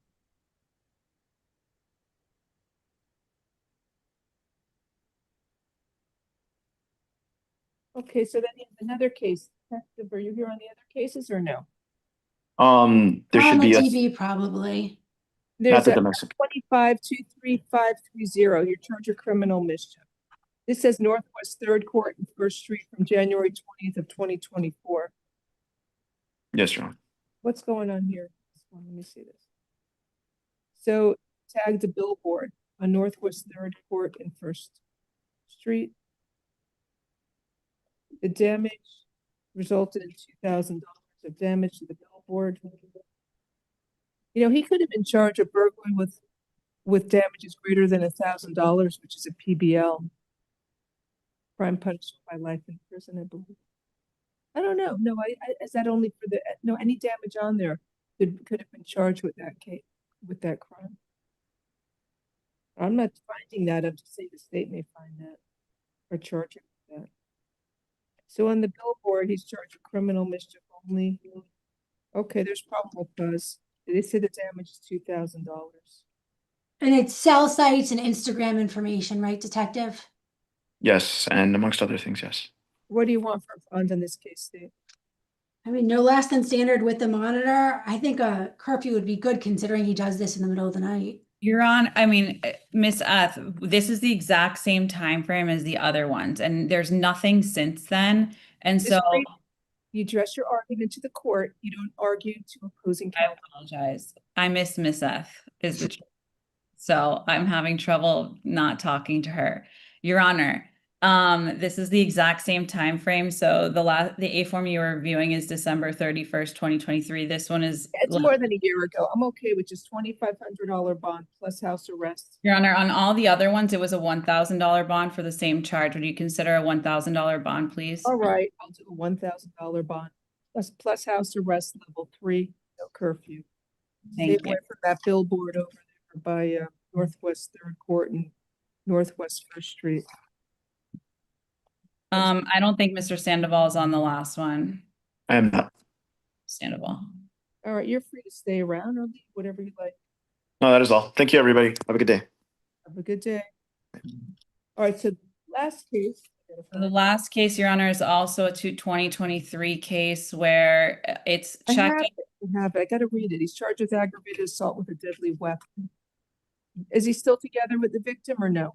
No, this is very old. It's not domestic. They weren't living together and have no children in common. So he threw a beer bottle at the victim, missed her and splashed, but she was splashed with beer. I would like the court to find probable cause on misdemeanor assault. If it's true that he threw beer on this woman, but with the beer, to say that to charge him with an F3 ag assault with a deadly weapon over spilled beer seems a bit much. Oh, he threw a bottle at her. There's probable cause for aggravated assault with a deadly weapon. Sir, have you ever lived with the victim? No. No. So why is it domestic? Why'd you give me a domestic stay away with it? The officer marked it as domestic and it said they were together for 7 years. Your Honor, this is back in 2023. They have nothing to do with each other. But I mean, it hardly rises to the occasion of what we know as an ag assault with a deadly. There's people that are with others many years and never get married and live together. So I'm going to take I need that to write it out. I'll do a non-domestic stay away order. Sir, you Okay. are ordered to stay away from alleged victim Rosalie Barotto. No contact with her, either directly, indirectly, in person, in writing, by telephone, or through third parties. And you must stay at least 500 feet away from the victim, her home, school, and place of employment at all times. Do you understand the stay away order, sir? Understood. Okay, let me just fill this out real quick. I don't mind loaning the bond, it's old.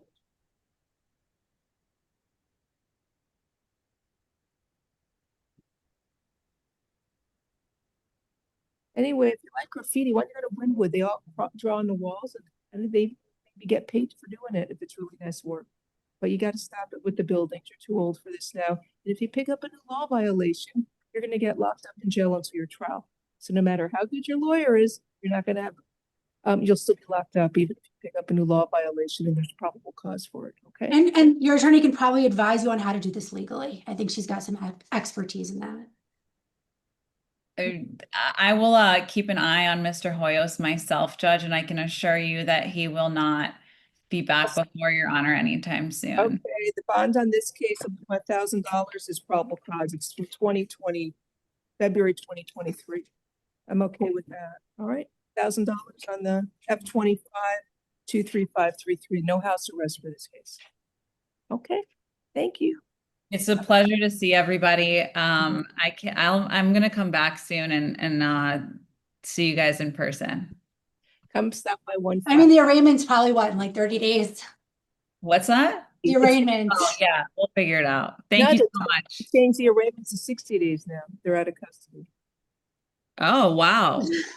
All right, I'll talk to you guys later. Bye.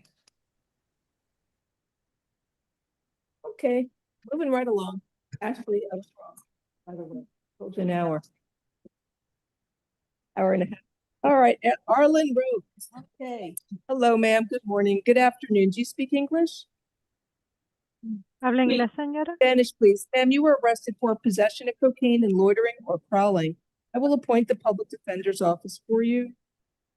Buenas tardes, señora. Usted está enfrentando acusaciones de haber estado en tenencia de cocaína y además de haber estado merodeando o rondando un área específica. Le voy a asignar el abogado de oficio para que la I'm represente. going to find probable cause for the charge.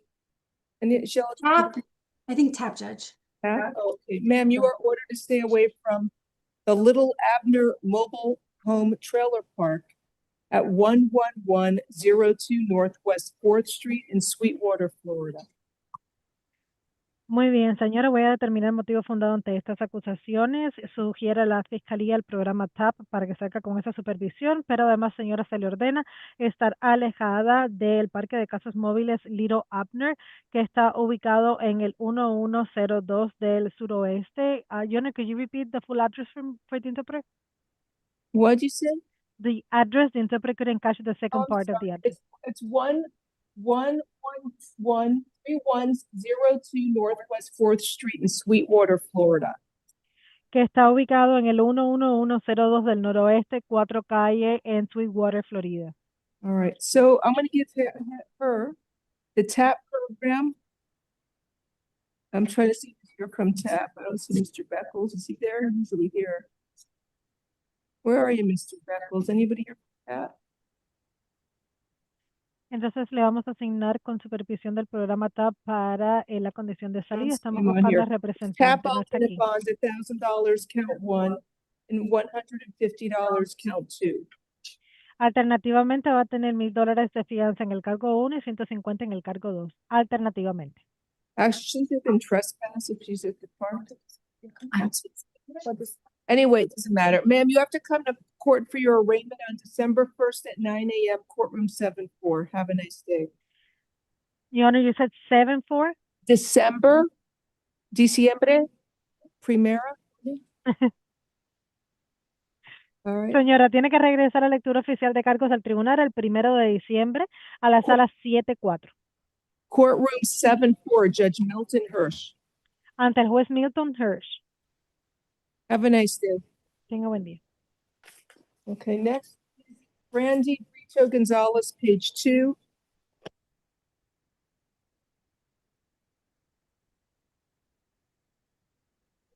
Rita Gonzalez is Ward D, Your Honor. So Judge, I did speak to the detective and he thinks it's ecstasy, but he's not sure. He wants to see what the lab comes back with. So at this time, there'd be no PC until we get the results. For who? Brito Gonzalez. Charge of battery on a Oh, I'm so sorry, Judge. I was looking at the next one. I apologize. He's still at Ward D, right? Yes. Okay, reset Ward D.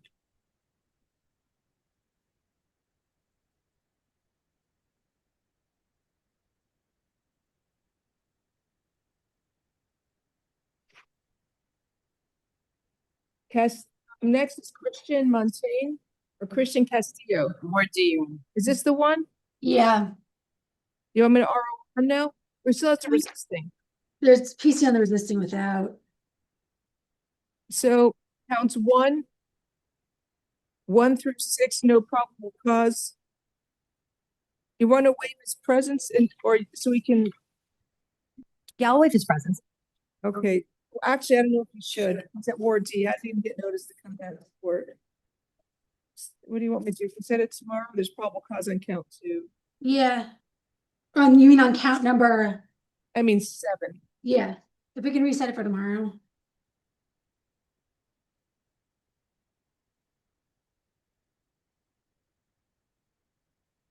Also, I think he may be out on felony bond. Can the clerk look into it? It's F253374.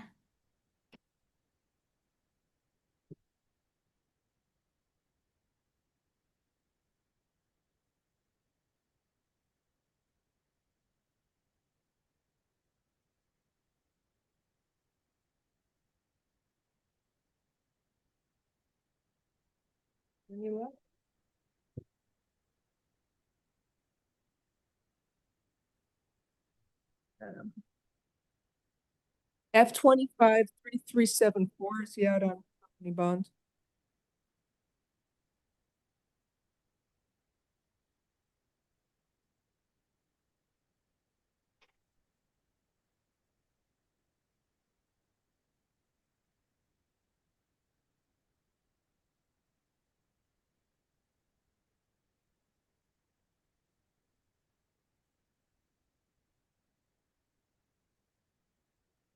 Is that him? That's for Mr. Montaigne Castillo. Corrections, you have it on a jail card? No, Your Honor. It's the same. Do you need his jail number? Is it the same? Is it the same number? What's the date of birth you have, Miss Ashley? Okay.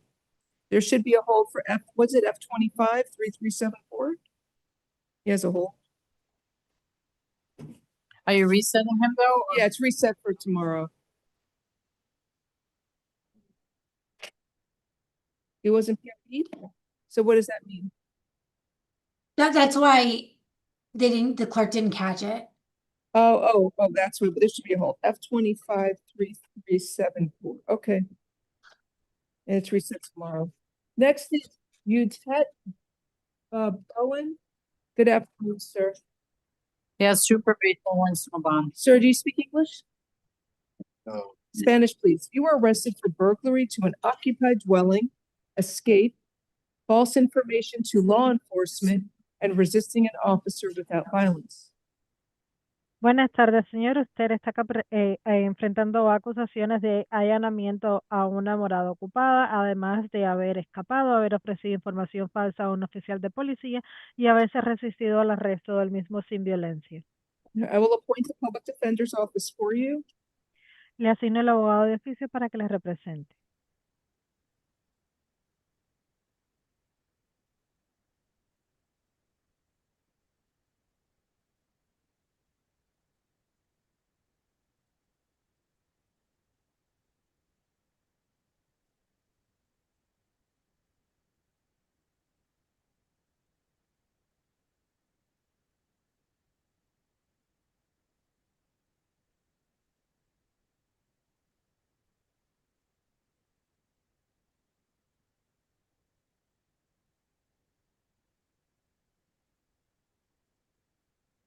Okay.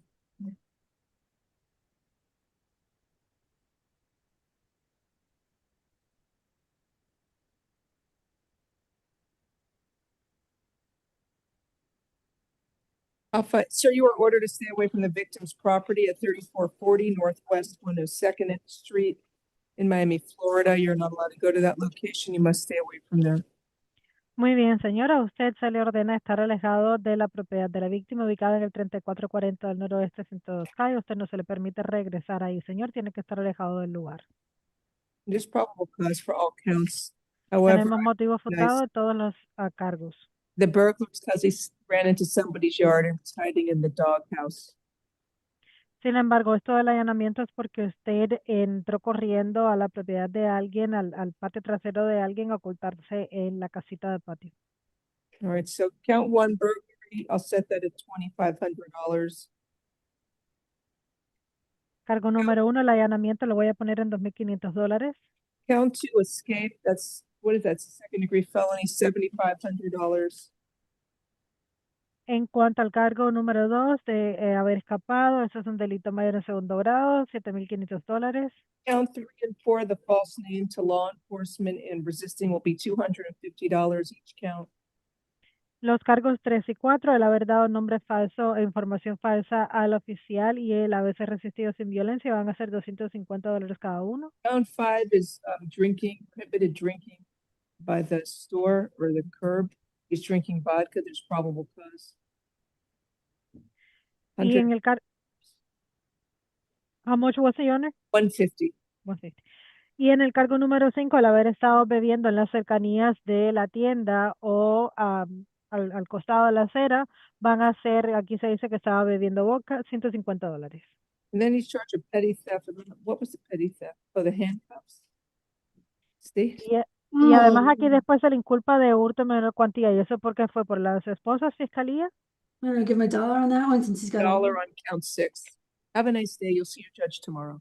$1 en el cargo número 6. Mañana verá un juez. Want me to repeat them? No, just the petty theft one. Say $1. Thank you. $1 American dollar as opposed to like a Mexican dollar, some other dollar.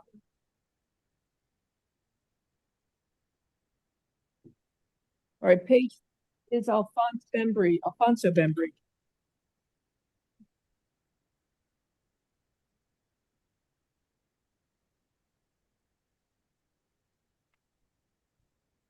Good afternoon, sir. You were arrested for possession of cocaine and possession of a prescription drug without a prescription.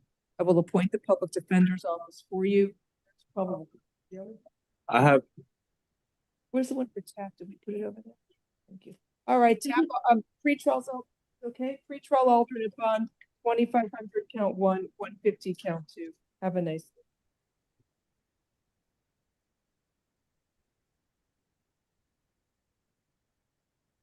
Next is Yuri Salgado.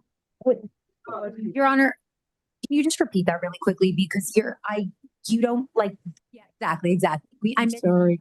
Pretrial services alternate bond, it's $2,500 count 1 and $150 count 2. Thank you.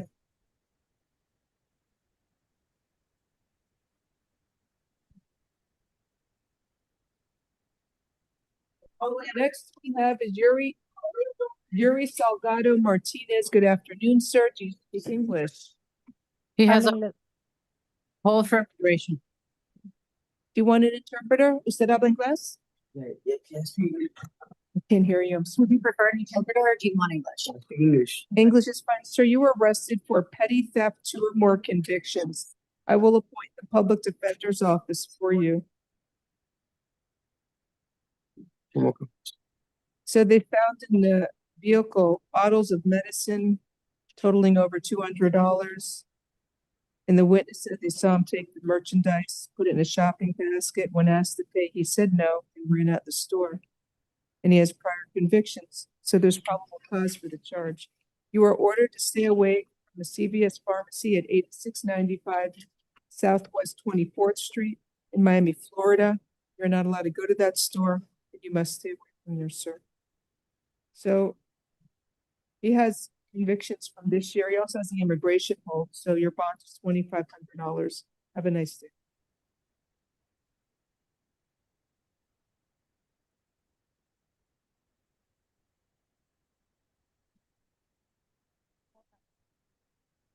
Next is Kale OT. Good afternoon, sir. You were arrested for 6 cases, 6 that are retail theft, possession of cocaine, and more retail theft with a prior conviction. I will appoint the public defender's office for you. So we'll go case by case. The first one is F25-23539. So, sir, in this case, it's a retail theft with a prior conviction from October 8th of 2025. So he's stealing stuff from the auto supply store. And where does it say prior conviction? He has 2 prior petty theft convictions, so there's probable cause for petty theft with a prior conviction of 3rd-degree felony. Your bond's $2,500 on this case. You're also ordered to stay away from the Advanced Auto Parts store. That's at 631 South Chrome Avenue in Homestead, Florida. So.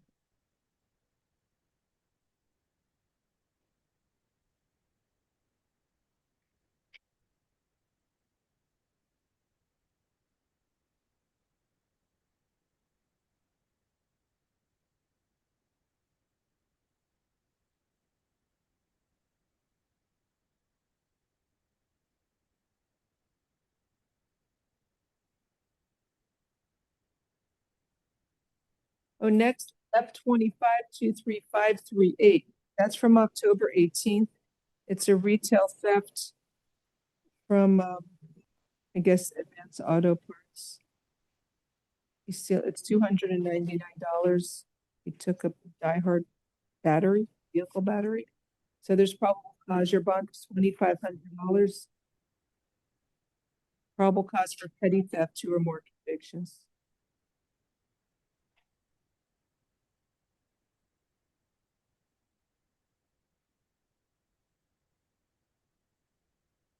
Next is F25-23537. You're charged again, retail theft with a prior conviction. It's from that Advanced Auto Parts, I believe.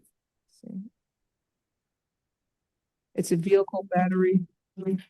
There's probable cause for petty theft, 2 or more convictions. The bond is $2,500.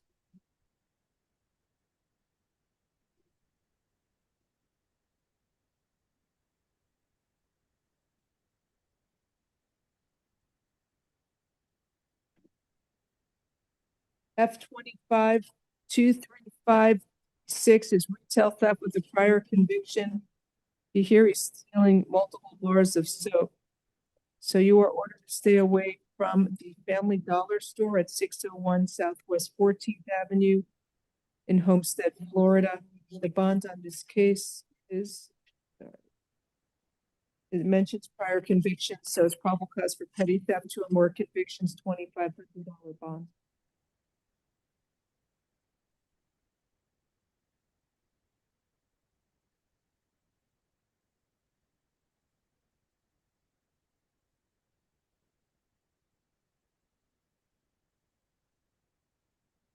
Next, F25-23535, that's possession of cocaine.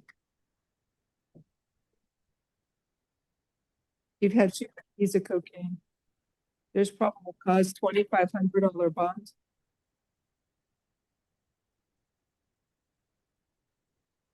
F25-23534 is retail theft with a prior conviction. Back at Advanced Auto Parts, he stole a battery. Vehicle battery, $229. So it's probable cause for petty theft, 2 or more convictions, $2,500 bond. Have a nice day, sir.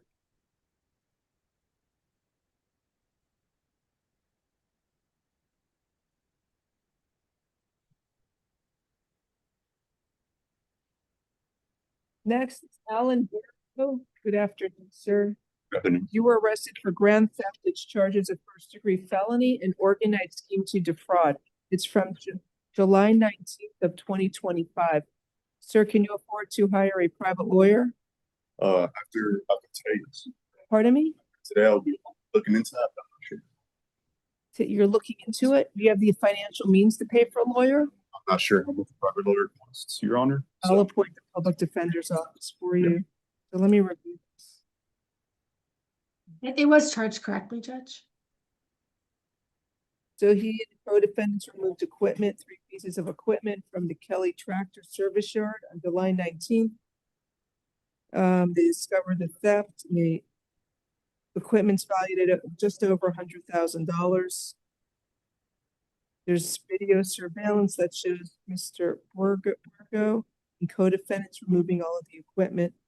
Two pieces of equipment were later returned by the defendant Cruz. A final piece of equipment was returned by an employee that alerted him about it.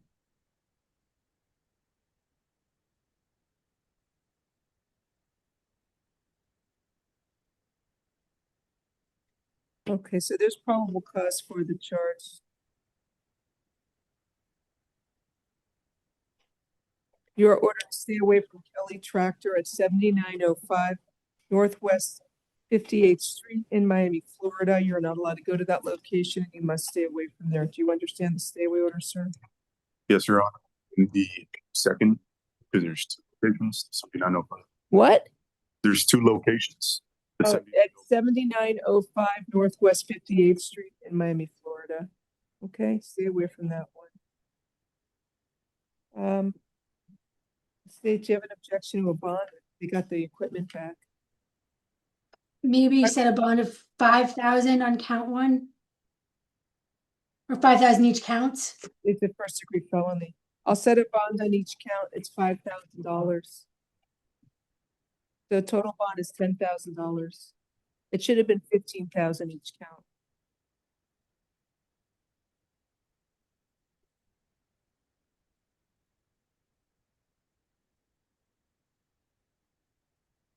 Next, yes, Bell Cruz, the co-defendant. Good afternoon, sir. Good afternoon. Sir, you speak English? Yeah. Okay, you were arrested for grand theft, a first degree felony, and organized fraud. I will appoint the public defender's office for you. There's probable cause for the charges, so he actually he returned the final piece of equipment.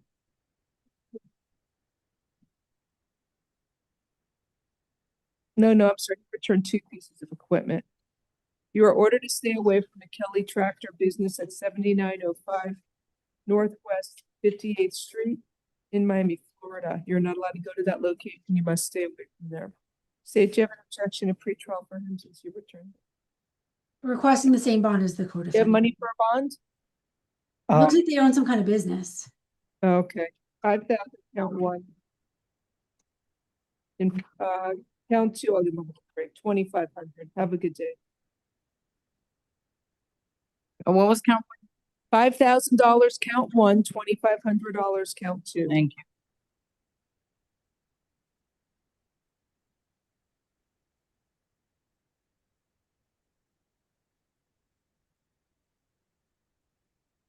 Next is Raul Martinez Gonzalez, page 4. Good afternoon, sir. Do you speak English? We need an interpreter. Spanish, please. You were arrested for purchase of a controlled substance called methamphetamine, attempted tampering with physical evidence, and prohibited drinking in public. Muy bien, señor. Buenas tardes. Usted está enfrentando acusaciones de la compra de una sustancia regulada, dígase metanfetamina, el haber intentado modificar o alterar pruebas físicas y además, Your Honor, can you repeat the third charge? Drinking in public. El haber estado bebiendo en público.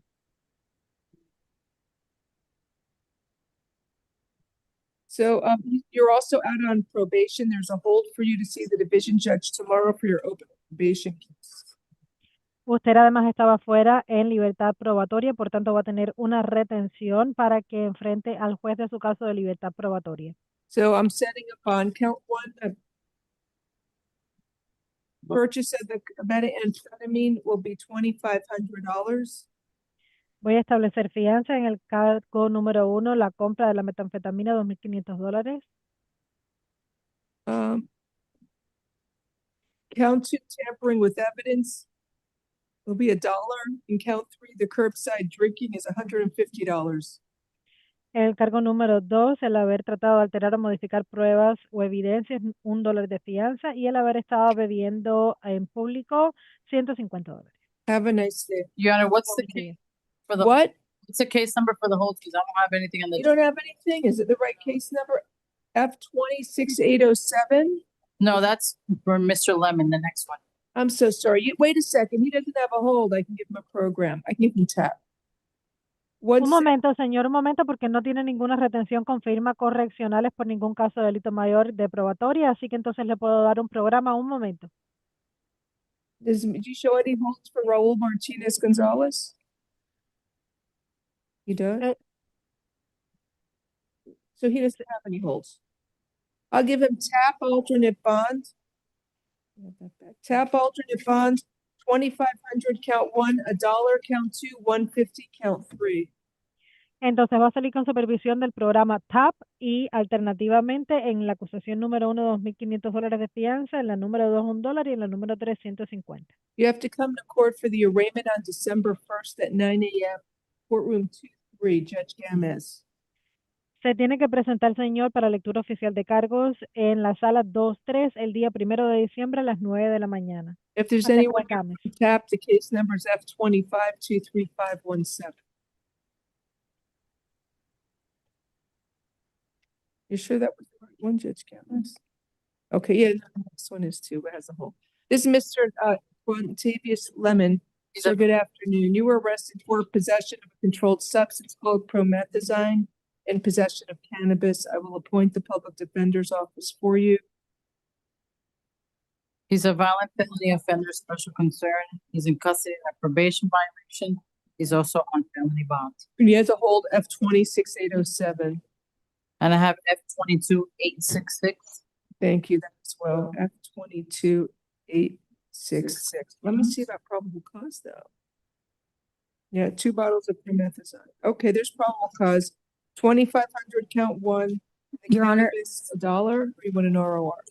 An ROR would be great just because he does have a medical marijuana card, and at the time of arrest, he did. Okay, fine. No, you're okay. Perfect, thank you. 2,500 count 1, ROR count 2, and I'll see the judge tomorrow. Good day.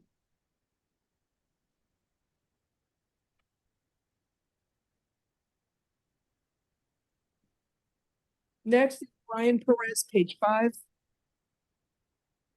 Good afternoon. So you were arrested for attempted tampering with evidence, possession of cocaine, and possession of drug paraphernalia. I will appoint the public defender's office for you.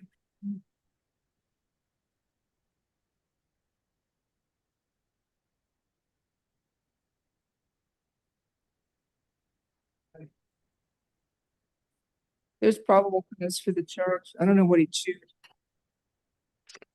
Pretrial services alternate bond, count 1 is $2,500. Count 2, possession of cocaine, $2,500. And count 3, drug paraphernalia possession, $500. Sir, you may be eligible for the drug court program. Speak to your lawyer about it. It's a way to get these charges dismissed if you're successful in drug counseling. Have a good day.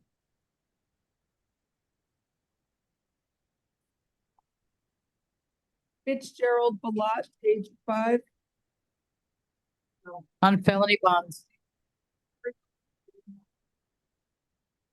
Good afternoon, sir. You were arrested for possession of cocaine and possession of drug paraphernalia. You're out on felony bond. There's a hold for case F254572.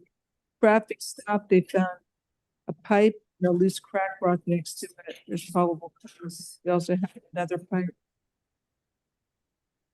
Another cocaine. Set a bond, $2,500 count 1, $500 count 2. Have a nice day, sir.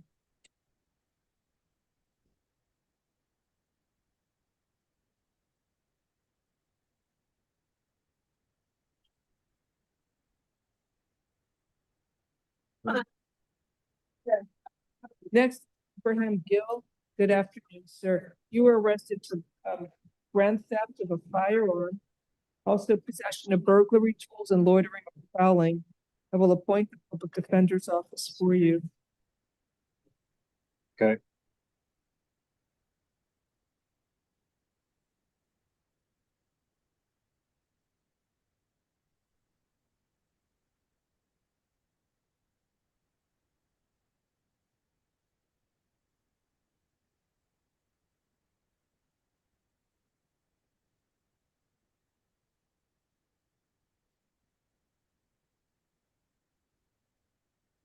Sir, you are ordered to stay away from the Little Governor Trailer Park at 11102 Northwest 4th Street in Sweetwater, Florida. You're not allowed to go to that location. You must stay away from it. Do you understand? Yes, sir. State, what about his burglary tools? I think it's he was using the tools to, I guess, steal from the trailers. All right. Any eligible for a program? State's requesting a bond with a gun, and he's got some priors. Oh, he's homeless. I'll give it a tap. Tap alternate bond. Count 1 will be $1,000. Count 2, $2,500, and count 3, $150. So you have to come to court for your arraignment on December 1st at 9 a.m. Courtroom 210 before Judge Jean. Although it may change, I don't know as a lowercase. Was he charged as a co-defendant or no? Yeah, I don't know who has a lowercase, him or Miss Roque. Okay, it's courtroom 210.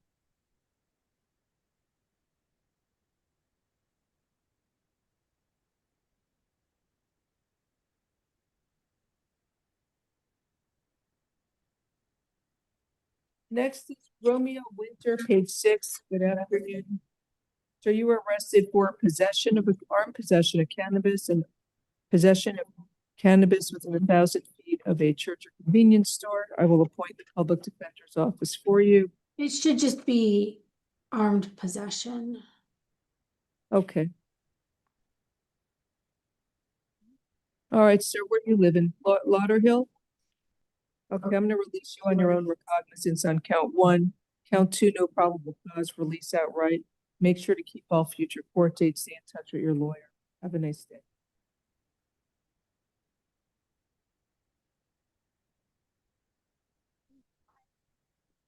Next, Marcelo Navarro, page 6.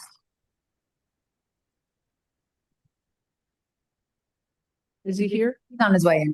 Yes. Good afternoon, sir. Do you speak English? No.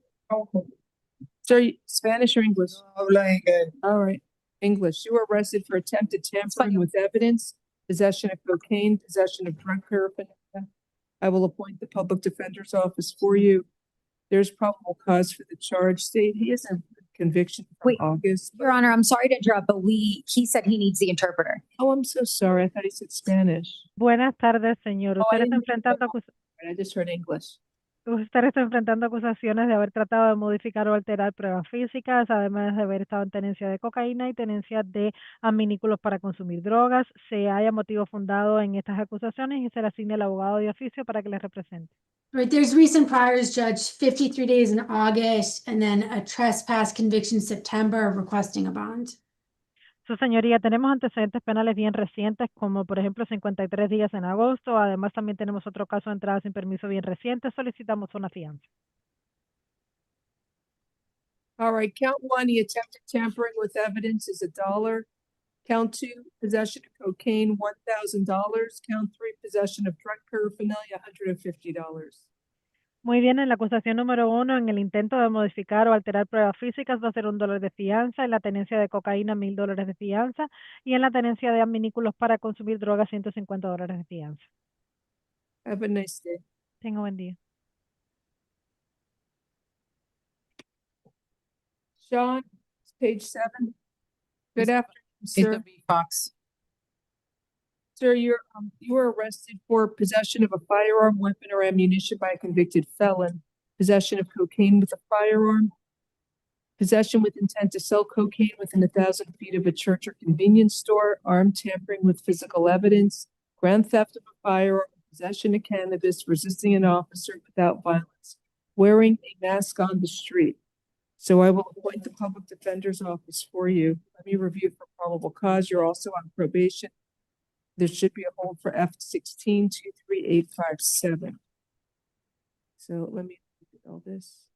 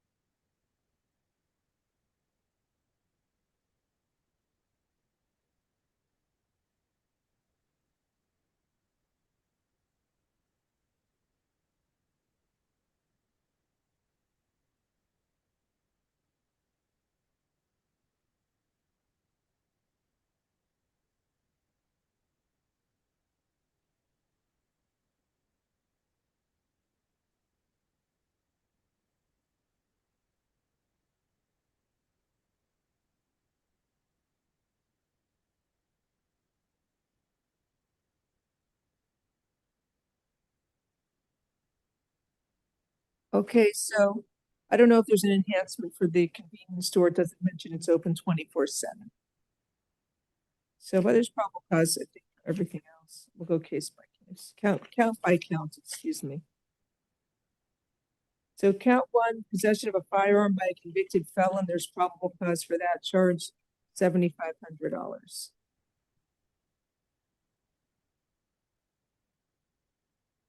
Count two, there's probable cause for armed possession of cannabis with intent to sell. Oh, no, I'm sorry. Count two is armed possession of cocaine. That'll be $2,500. No, the second one, armed possession of cannabis. It is? Yes. Well, how am I not reading this right? Why is it look different on the A form than the calendar? I have the same discrepancy, Your Honor. No, count two, there's probable cause for armed possession with intent. I'm sorry, count two should be probable cause for armed possession of cocaine, $2,500 bond.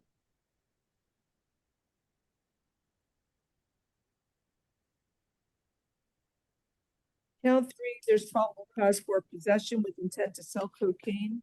That will be $5,000. I split 2 and 3. Count four, armed tampering with evidence. There's probable cause for that charge. That charge is a second-degree felony, $7,500 bond. Count five, grand theft of the firearm. Sorry, I forgot what they said it was stolen.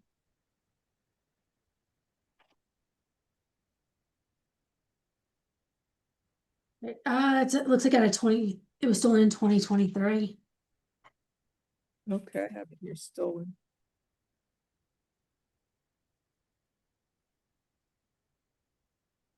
So that bond is $2,500 for count five. Count six, possession of cannabis, I'll do $1. Count seven, resisting without violence is $500. And count eight, wearing a mask on the street, $150. Have a nice day.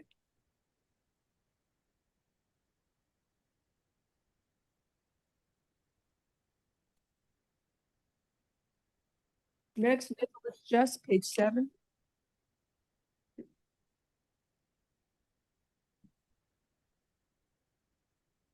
Good afternoon, sir. You were arrested for driving with a license that is permanently revoked. I will appoint the public defender's office for you. Good day, Your Honor. I don't know if it should be third or subsequent or HGO. What? It should be third or subsequent. I think. Yeah. Probable cause for deeds up driving with a suspended license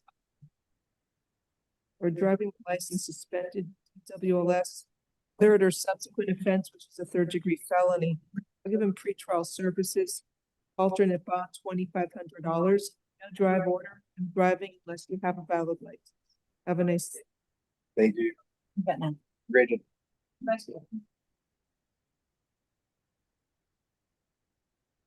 Next is Dexter Cornell, page 7. Good afternoon, sir. You were arrested for driving as a habitual traffic offender and resisting an officer without violence. I will appoint the public defender's office for you. I need a moment to review the arrest affidavit for probable cause.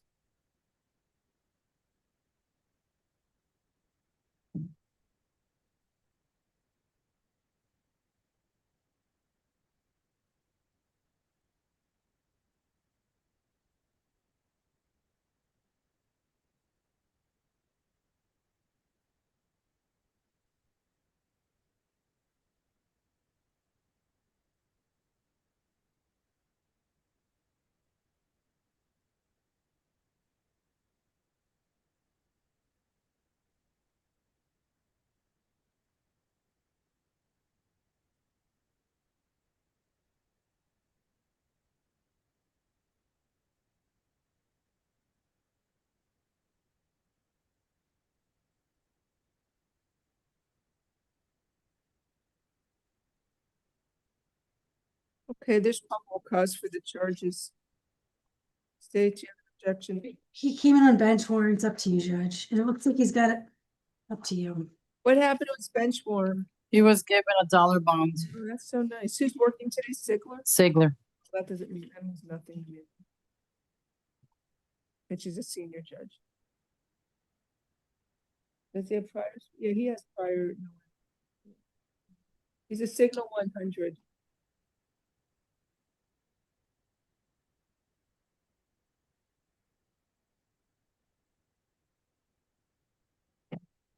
He also would identify himself. I'll set a bond. Count 1, driving as an habitual traffic offender. I'll set it at $2,000. Count 2, resisting without is $500. Good day, sir. No driving unless you have a valid license.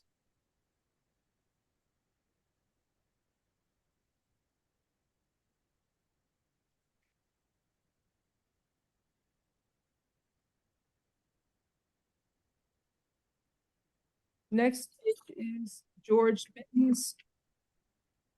Good afternoon, sir. Do you speak English? Yes, how are you, Ms. Lynn? How are you today, sir? You were arrested for possession of crystal meth, a controlled substance, and petty theft, 2 or more convictions. I will appoint the public defender's office for you. He's on probation in 2 cases. Hold is 1 minute. I don't have a stick. The probation may have been revoked. I'm not sure. Well, we need to find out. Yes. Can you run MSH FO 515970B?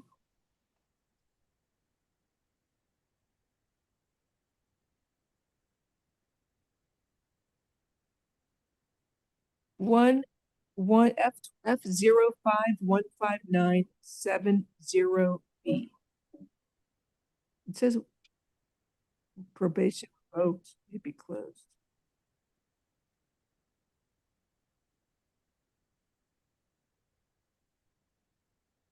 You got another one too. I don't think there's a hole. Can you write them on DOC website? I did. That's why I think it may have been revoked. FO 512461.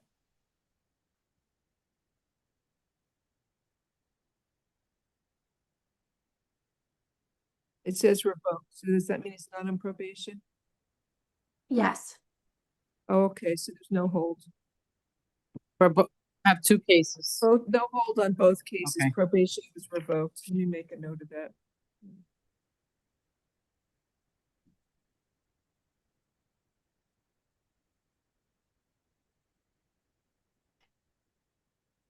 So on F-25-23547, that charge of petty theft 2 or more is petty theft 2 or more convictions.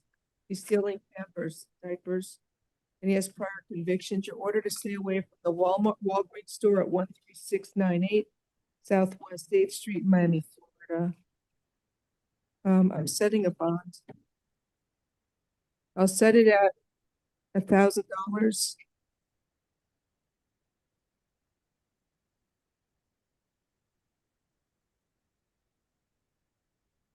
The other case, F-25-23541, possession of the crystal meth charge. There's probable cause. That charge, that bond is $2,500. Have a good day.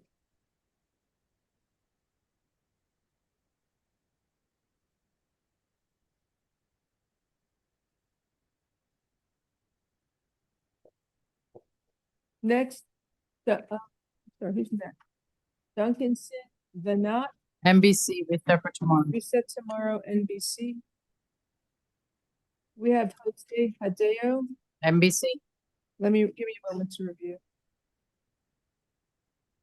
It's added. I think he's no bond on AC's accounts. You want to waive?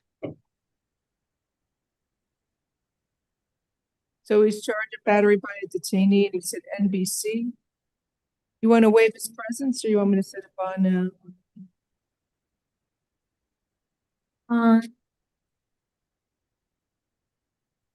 We can waive this. Appoint the public defender's office. I'll set his bond at $2,500. I think that's it for our afternoon calendar. I hope everyone has a lovely afternoon. Thank you so much. Video, we're done.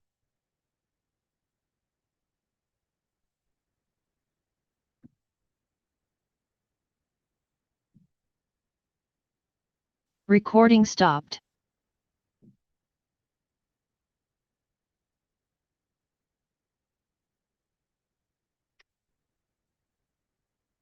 Okay.